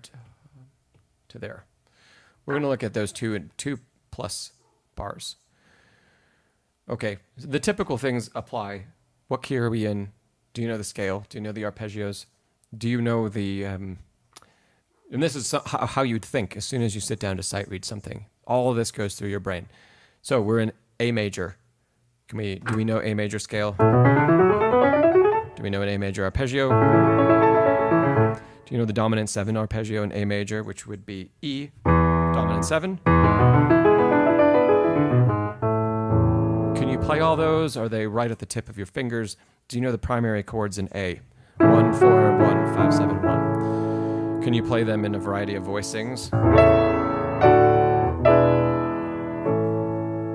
Okay, those are all great and important things. Before we start sight reading a passage, get into the key that you're going to play in. So when I sit down to sight read something, I look at that. And of course, we also look at the time signature too. Most teachers say, look at the time signature, look at the key signature. And that's it. But really, we want to go deeper than that. So, okay, we're in 4. Bar 5 starts halfway through the bar. It starts on the pickup to 3. So I'm seeing all that. And I have in my brain right away, like I know all of those other things that are going into, and I picked this piece because I believe it's like RCM level 5. I believe it's around there. And 5 would be approximately 3 to 4 levels below most of the Chopin nocturnes. So this should be close to sight readable if you're playing the Chopin nocturnes. Okay, now, next step, IB, would be, how are we seeing patterns in the score before you play anything? That's why we're taking such a short chunk. Before you play anything, can you see the patterns and can you see interval relationships? Can we see, for example, common tones? Really important. All 4 of those. Oh, if we lose the screen, I'll bring it. Oh, yeah, we're going to lose the screen. Hold on. Give me a second. Sometimes it doesn't like obeying. Here we are. Okay, so these first 4 chords from bar 5 into the downbeat of 6, the bottom note is a common tone across all of them. That's great. We can use the same finger, probably the thumb. It's on the bottom of the right hand. Look at the top line. The top line ascends by step. Okay, the middle, we're just going to pretend, the middle is there, and we're going to try to read a chord shape.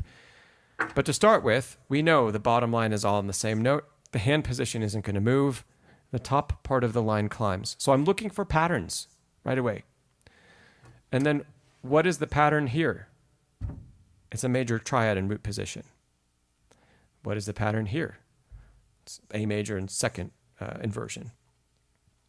The more you know the theory that I'm describing, and not just be able to identify it on the page, but have played like E major in root position, A major in second inversion. And you experience this in repertoire all the time. So the pieces that every one of you are currently working on, IB and everyone else here, the pieces that you're working on are full of tips to better sight read everything else. So can you take a couple bars of the repertoire you're working on, just like we're sight reading this, for example, but take a couple bars of something you know, and instead of just playing the notes, think more in depth about the patterns that are being created. And can you identify them harmonically? But also, do you understand what they feel like? Do you understand what a second inversion major triad feels like? If I flip over here and I say, I'm going to play a second inversion D major, and I'll play second inversion G major, I can see the relationship of pitch, and I know all of the different combinations my fingers can use to play those notes because I've played that inversion in a position somewhere in countless times in hundreds of pieces, and I've paid attention to it, right? So when I come to a piece and I say, oh, I see that shape, I don't even think, oh, it's A major in second inversion. I see a shape and I say, I know that shape. My brain instantly reads the bottom note and then the key signature, and I play the chord. And they're the right notes, but I'm reading something really simple. Bottom note plus the whole shape. The more you pay attention to that, both in the repertoire you know, and when you start to practice sight reading, the faster and faster you're going to get at this. That's my biggest tip, IB, about sight reading. So, whoops. If we look at the left hand, I'd be looking for more patterns. Again, I can very, very quickly read intervals, sixth, fifth, third, minor triad, and root position. And I can say those harmonic things out loud to you, and that gives us a definition to talk about. But when I read it musically, and I'm sight reading it, I don't think all those things. All my brain is doing is going, oh, it feels like that, to that, to that. And then it just feels like those shapes because I've played them a lot and I've paid attention. Okay. Does that make sense? Do we have any other questions about that from anybody? So IB, you say you're good at triads, but you're really bad when there's a weird melodic line or like complex chords. Complex chords can throw a wrench in things for sure. And Kathy, don't worry, Kathy. You'll get there. I'm talking more advanced because IB is playing like grade 8, 9 repertoire. So, does it help you transpose too? Yeah. Transposition is a bit more involved process, but if we can see the interval relationships and the chord relationships, then yeah, it does. Let me see. Do I have? I do have this. Let me see if I can find this measure real quickly. Down. Yeah, there it is. Okay, I know it's a lot of notes, but let's look at the downbeat of this measure, 9. Can anybody tell me what chord that is? Looks recognizable. Like it looks like a shape we're familiar with. We've seen repertoire in that shape.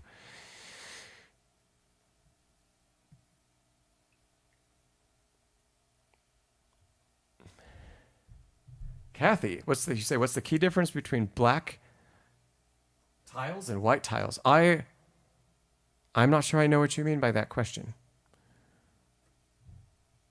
Are you talking about like the black keys and white keys? I can give you a quick answer. But any thoughts? What chord is that one that's circled? Something minor says SP. Is it? Oh, Vienna, you said, oh, it's A major. Vienna, you've skipped a step, but I love it. Kathy, I'm going to come back to your question in a second.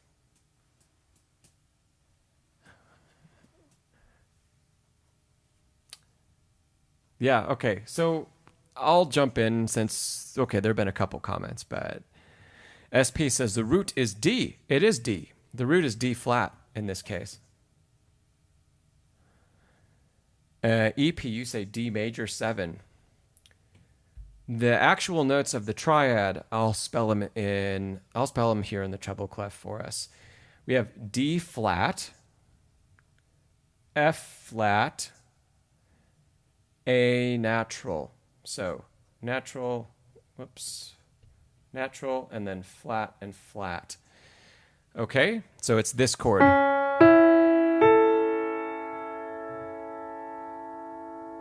Well, that's interesting. That sounds totally different than it looks.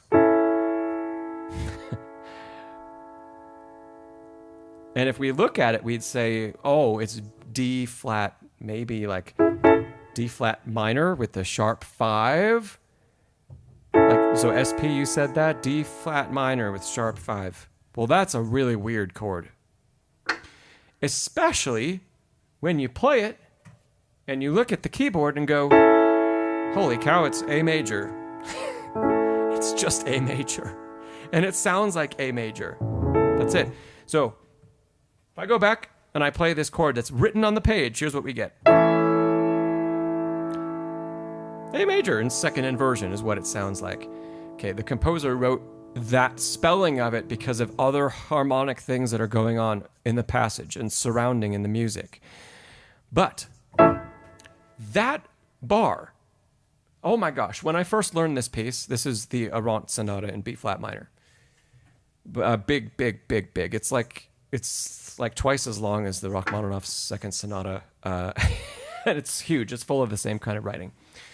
When I first learned that bar, every time I went through the bar, I stumbled there because the shape that it looks like on the page, which is how we sight read. I'll show you again. The shape on the page is a split. So we have a group at the bottom and a group at the top in the right hand. And it should feel like, based on what it looks like, it should feel like where you use 1, 2, and 4, 5. Those are the fingers. And that there's going to be a hole in the middle of the chord because of the spacing of the pitches. And what do we actually get? We play 1, 2, 4, 5, but the hole is on the left side of the chord, not in the middle of the chord. Go. Sometimes I bring all of this up because I think, IB, you were saying about weird chords. Yeah, sometimes when we have weird chords, all of the skills that we use to sight read, we don't want to change those. And sometimes they just don't work as well. So when we see a chord shape and then what the actual notes are doesn't match that shape, it's just going to take us a little time. No one, by the way, would ever expect anybody, not even a professional, to be able to sight read that. This is not sight readable by, unless you're, Yun-Chun Lim, it's not sight readable by almost anybody on the planet. Especially not at tempo. Tempo is...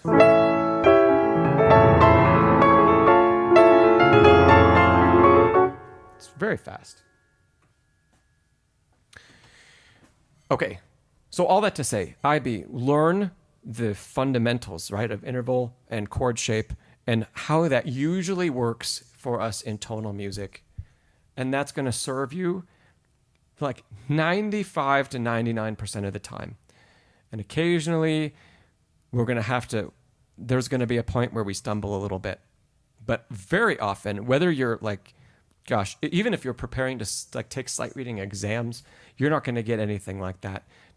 Not for a long, long time, maybe ever. And if you're working professionally as a pianist where you need to do a lot of sight reading, you're almost never going to see that, because repertoire that's written to be sight read, let's say like arias for vocalists and other things like that, where there are music theater, it's not necessarily easy all the time repertoire. But typesetters, the people who actually engrave the music on the page for us, they understand that we need to see things in the most readable way possible, or most of the time they do. And so often we will get, or the composer will give us the enharmonic spelling that fits the rules of sight reading. So the bar I just showed you, if this were written not theoretically correct, but written in a sight-readable score, it would be written as A major, not D flat minor sharp 5. Yeah, this is not, what I just showed you is not an accompaniment, not at all. I'm just giving you a comparison. Yeah. So Vienna, why not just write an A major chord? Because harmonically in the passage, it needs to be, he wants to show a difference, a change from D flat minor to D flat minor modified. So the harmony is important to show the composer's intention and how the phrase is supposed to develop. But going back to the point, IB, learn those basics. They will serve you even into professional playing, like 99% of the time. And if you have other weird chords, if they're weird chords, if they're just like seventh chords, major 7, minor 7, diminished 7, etc., then we need to just get more used to reading those off the page. I know that seems like an easy way out, but we just need to take more time reading them and experimenting and seeing them in our repertoire. Repertoire we're studying, not just sight reading. Yeah. Oh, goodness. Okay. Kathy, your question about keys is interesting. I'll give you a quick answer, I think, and then I got to jump back to the question about some Bergmuller, and then we need to call it a day.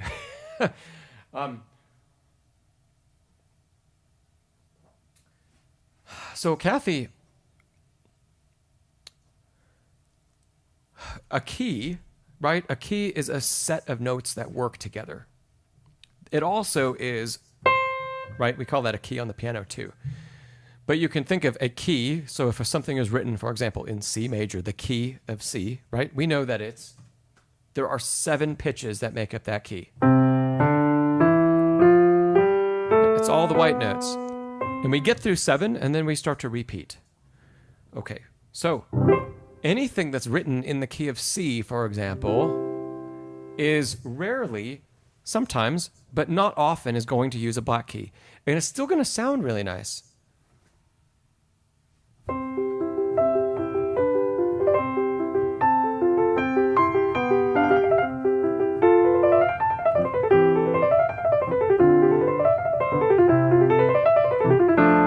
That's some seven bars or so of that Mozart sonata.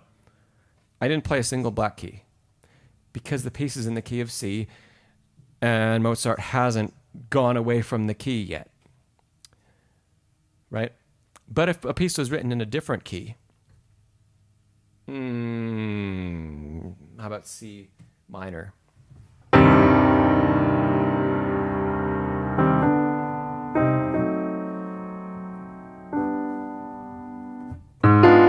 Now there's all kinds of combinations of black keys and white keys, right? And again, and I'm going to forget where it goes now. It's close enough.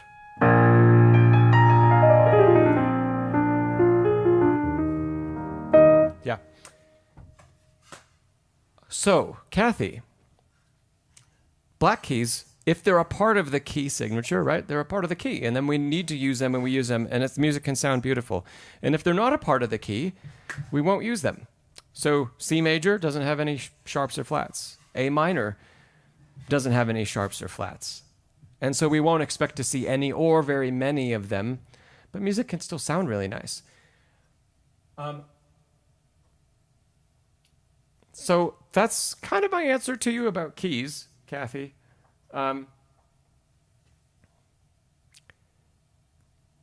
Every major key has the same arrangement of notes. That's why we can tell when something sounds major, right? This is major, and this is major. Okay, great. And that was the same inversion of the chord. They both sound nice, but they use different notes, but those notes form the same. They form the same relationship around the first note of the key, the letter that we call the key, right?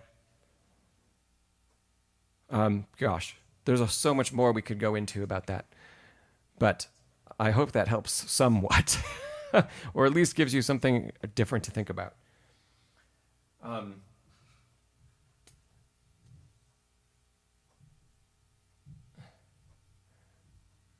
Alexis, Alexis, what was your question?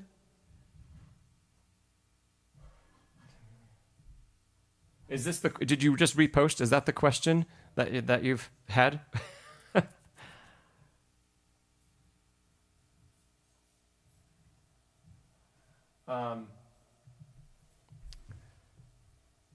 And in the meantime, I'm going to pull up the Bergmuller, but I'll see if I can answer that. Oh my, yes, Den Kato, I'm going to pull up the Bergmuller.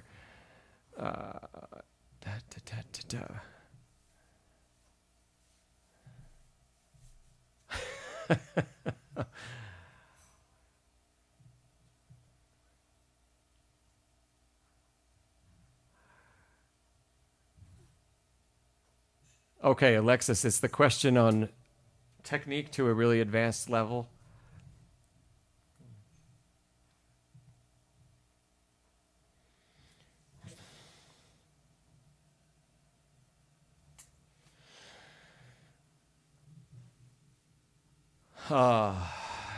Alexis?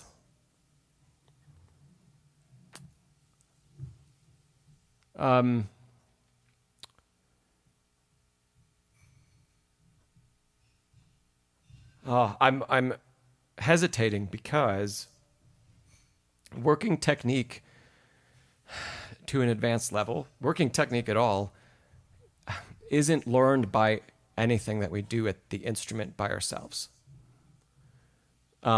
It doesn't have anything to do with the repertoire we choose. It doesn't have anything to do with the exercises that we play, unless there is guidance about how we're supposed to be approaching things in the first place. So I can't really give you exercises to do that will further your technique if the exercises aren't approached in the right way to begin with. And so that's a really difficult question to answer. Because, I could spit off some Czerny exercises or Dochniani or Brahms exercises. Well, some of the really advanced ones will do more harm than good if you don't approach playing the notes the right way. And then we won't actually learn what they're about in the first place. So, all that said, keep doing what you're doing with learning repertoire. Follow your grade 8 ABRSM technique requirements. So what are the scale requirements and arpeggios, etc.? Do all of that and work on those. And seriously, in the meantime, send me a video for one of these streams, because I would love to work with you on it, but I can't tell you what you need to do or what isn't going well unless I can see you play it. I know that doesn't help today, but it's the only thing I can give you that I know won't lead you astray in a bad direction.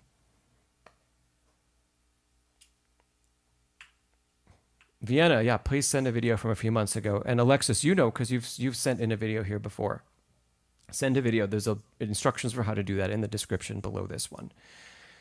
And then, yeah, we can talk about it and we can go one step at a time.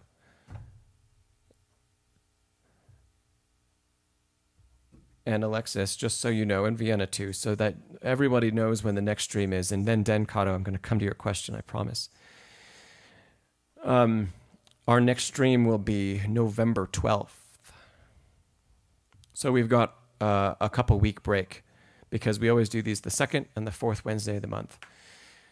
And so Alexis, send something, even if it's playing your scales, playing a scale, two scales, playing an arpeggio, or send in a page of a piece. It doesn't have to be a performance. You don't have to feel like it's been worked to that level.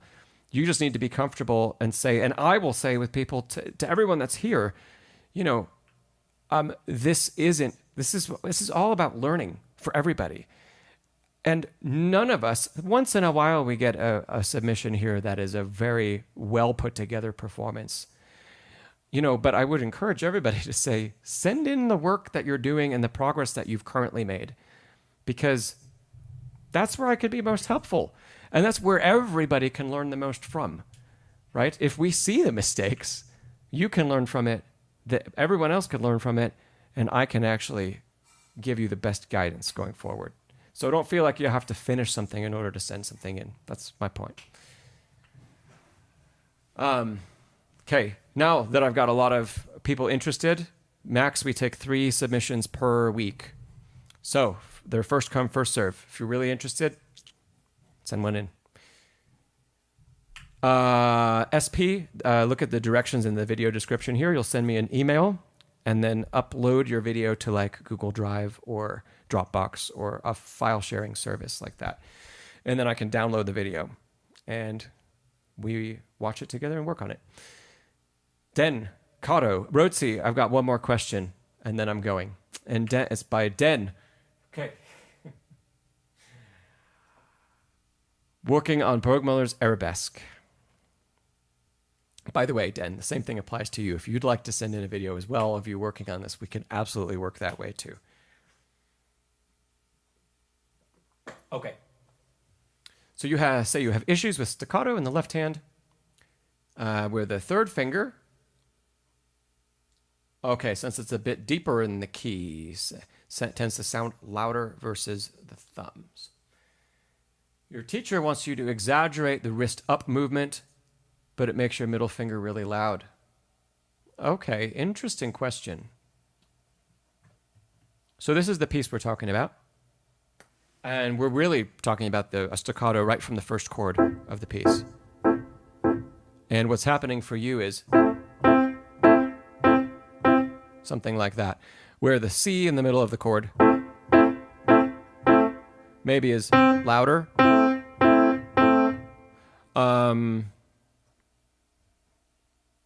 Yeah. Okay.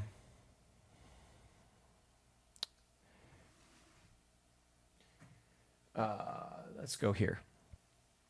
If you're at the piano den, or even if you're not and you can do this or you can watch this later, let's maybe think a little bit about hand position and shape first before we dive into even what the fingers themselves are doing. Because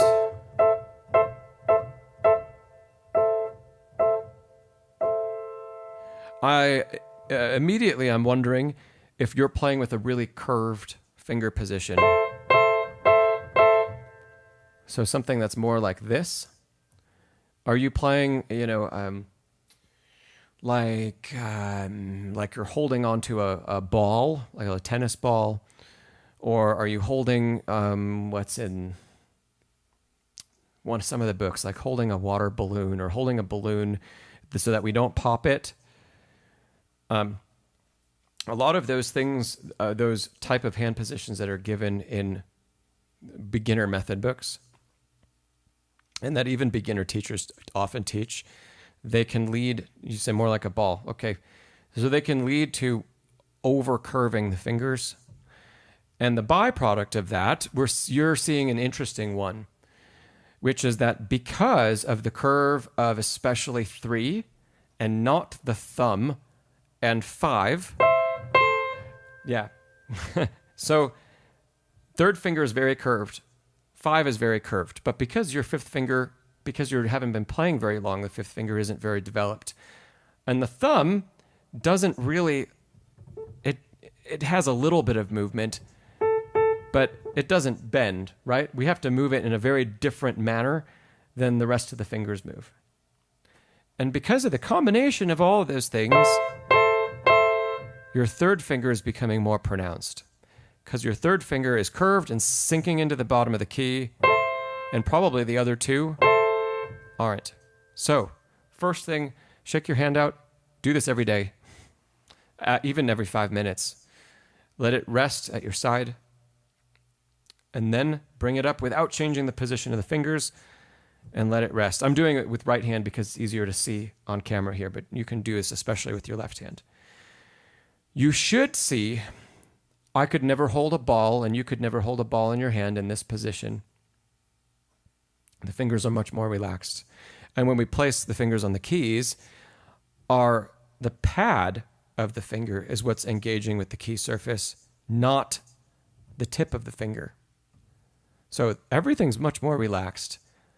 And then we're going to change our approach to even playing the chord in the first place and forget its staccato and focus first on articulating all 3 notes the same with, instead of an up wrist movement, which you might think of like the staccato needs to be made by pulling away from the keys.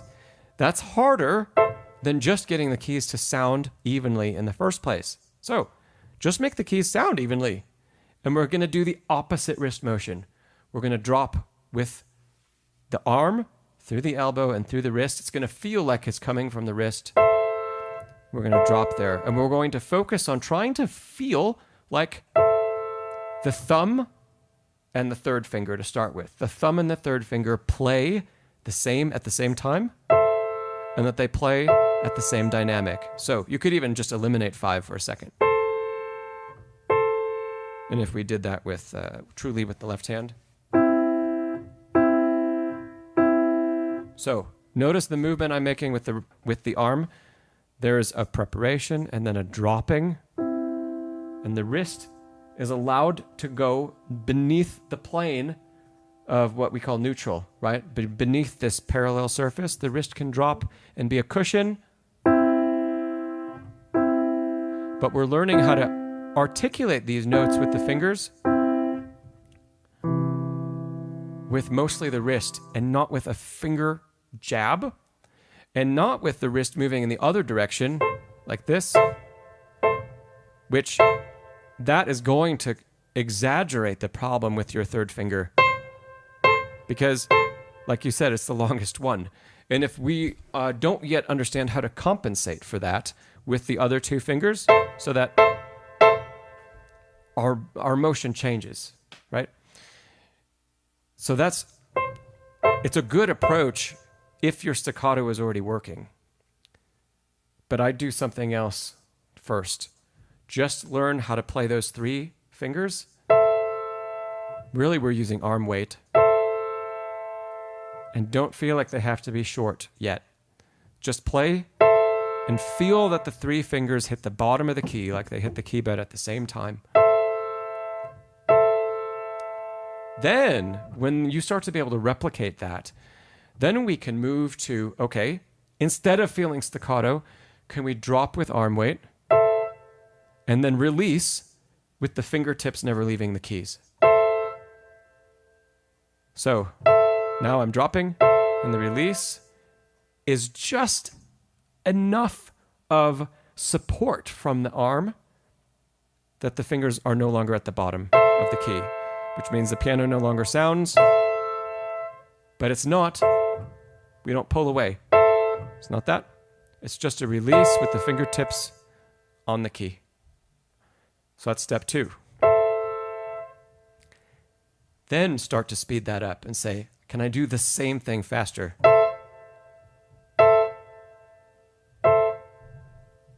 Fingertips still haven't left the key. Through this, with the third finger more extended because of the change in hand shape, it's going to be less like a dagger that strikes the key in the middle, and it's going to be softer. And you're going to start to feel anchored by 1 and 5 instead. And then we're pairing this with is simple relaxation first and making that relaxation happen faster.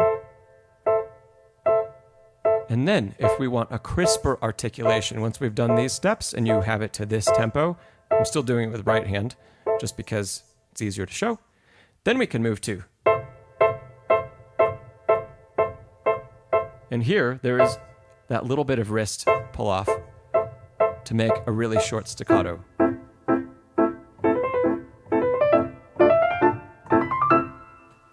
Okay.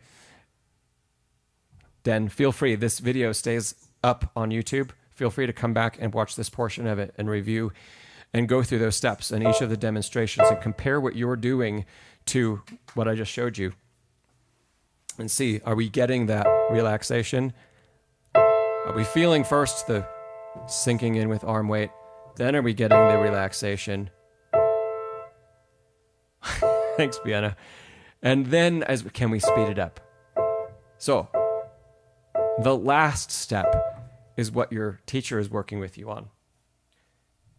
But it sounds like we have some other things underneath that need attention first. Before that last step is going to be helpful. It is helpful, and it is something you can employ later on, but it's not going to fix the problem with third finger being too strong.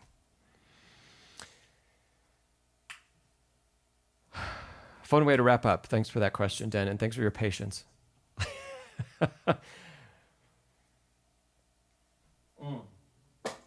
Okay. Thanks, everybody, for being here. I need to wrap up and have lunch. But thanks for being here. Remember, first of all, remember the book of hymns that I'm included in that I showed at the very, very, very, very, very beginning of this stream. There's a link to that down below. And part of, when you buy the whole book, part of what you'll get in the course of the next few months is a totally free copy of my course on that piece, on my arrangement. So check it out. Grab a copy of the book. You'll get all kinds of other stuff from the artists that are included. By the way, all of us, I think there are 23 artists in the book. We have a combined 2 billion streams. That's almost like Taylor Swift numbers. Took 23 of us to get there. But cool for solo piano music. And so anyway, remember, check that out. And if you are interested in submitting a video here, there are instructions for that down below in the description as well. And my email address is listed there for you to send to. Okay, everybody, have a great rest of your week. And we will see you, I think it's in 3 weeks from today, November, second Wednesday of November. Thanks, everybody. If you haven't hit the thumbs up button, please do. Practice smarter, not harder. I'll see you next time.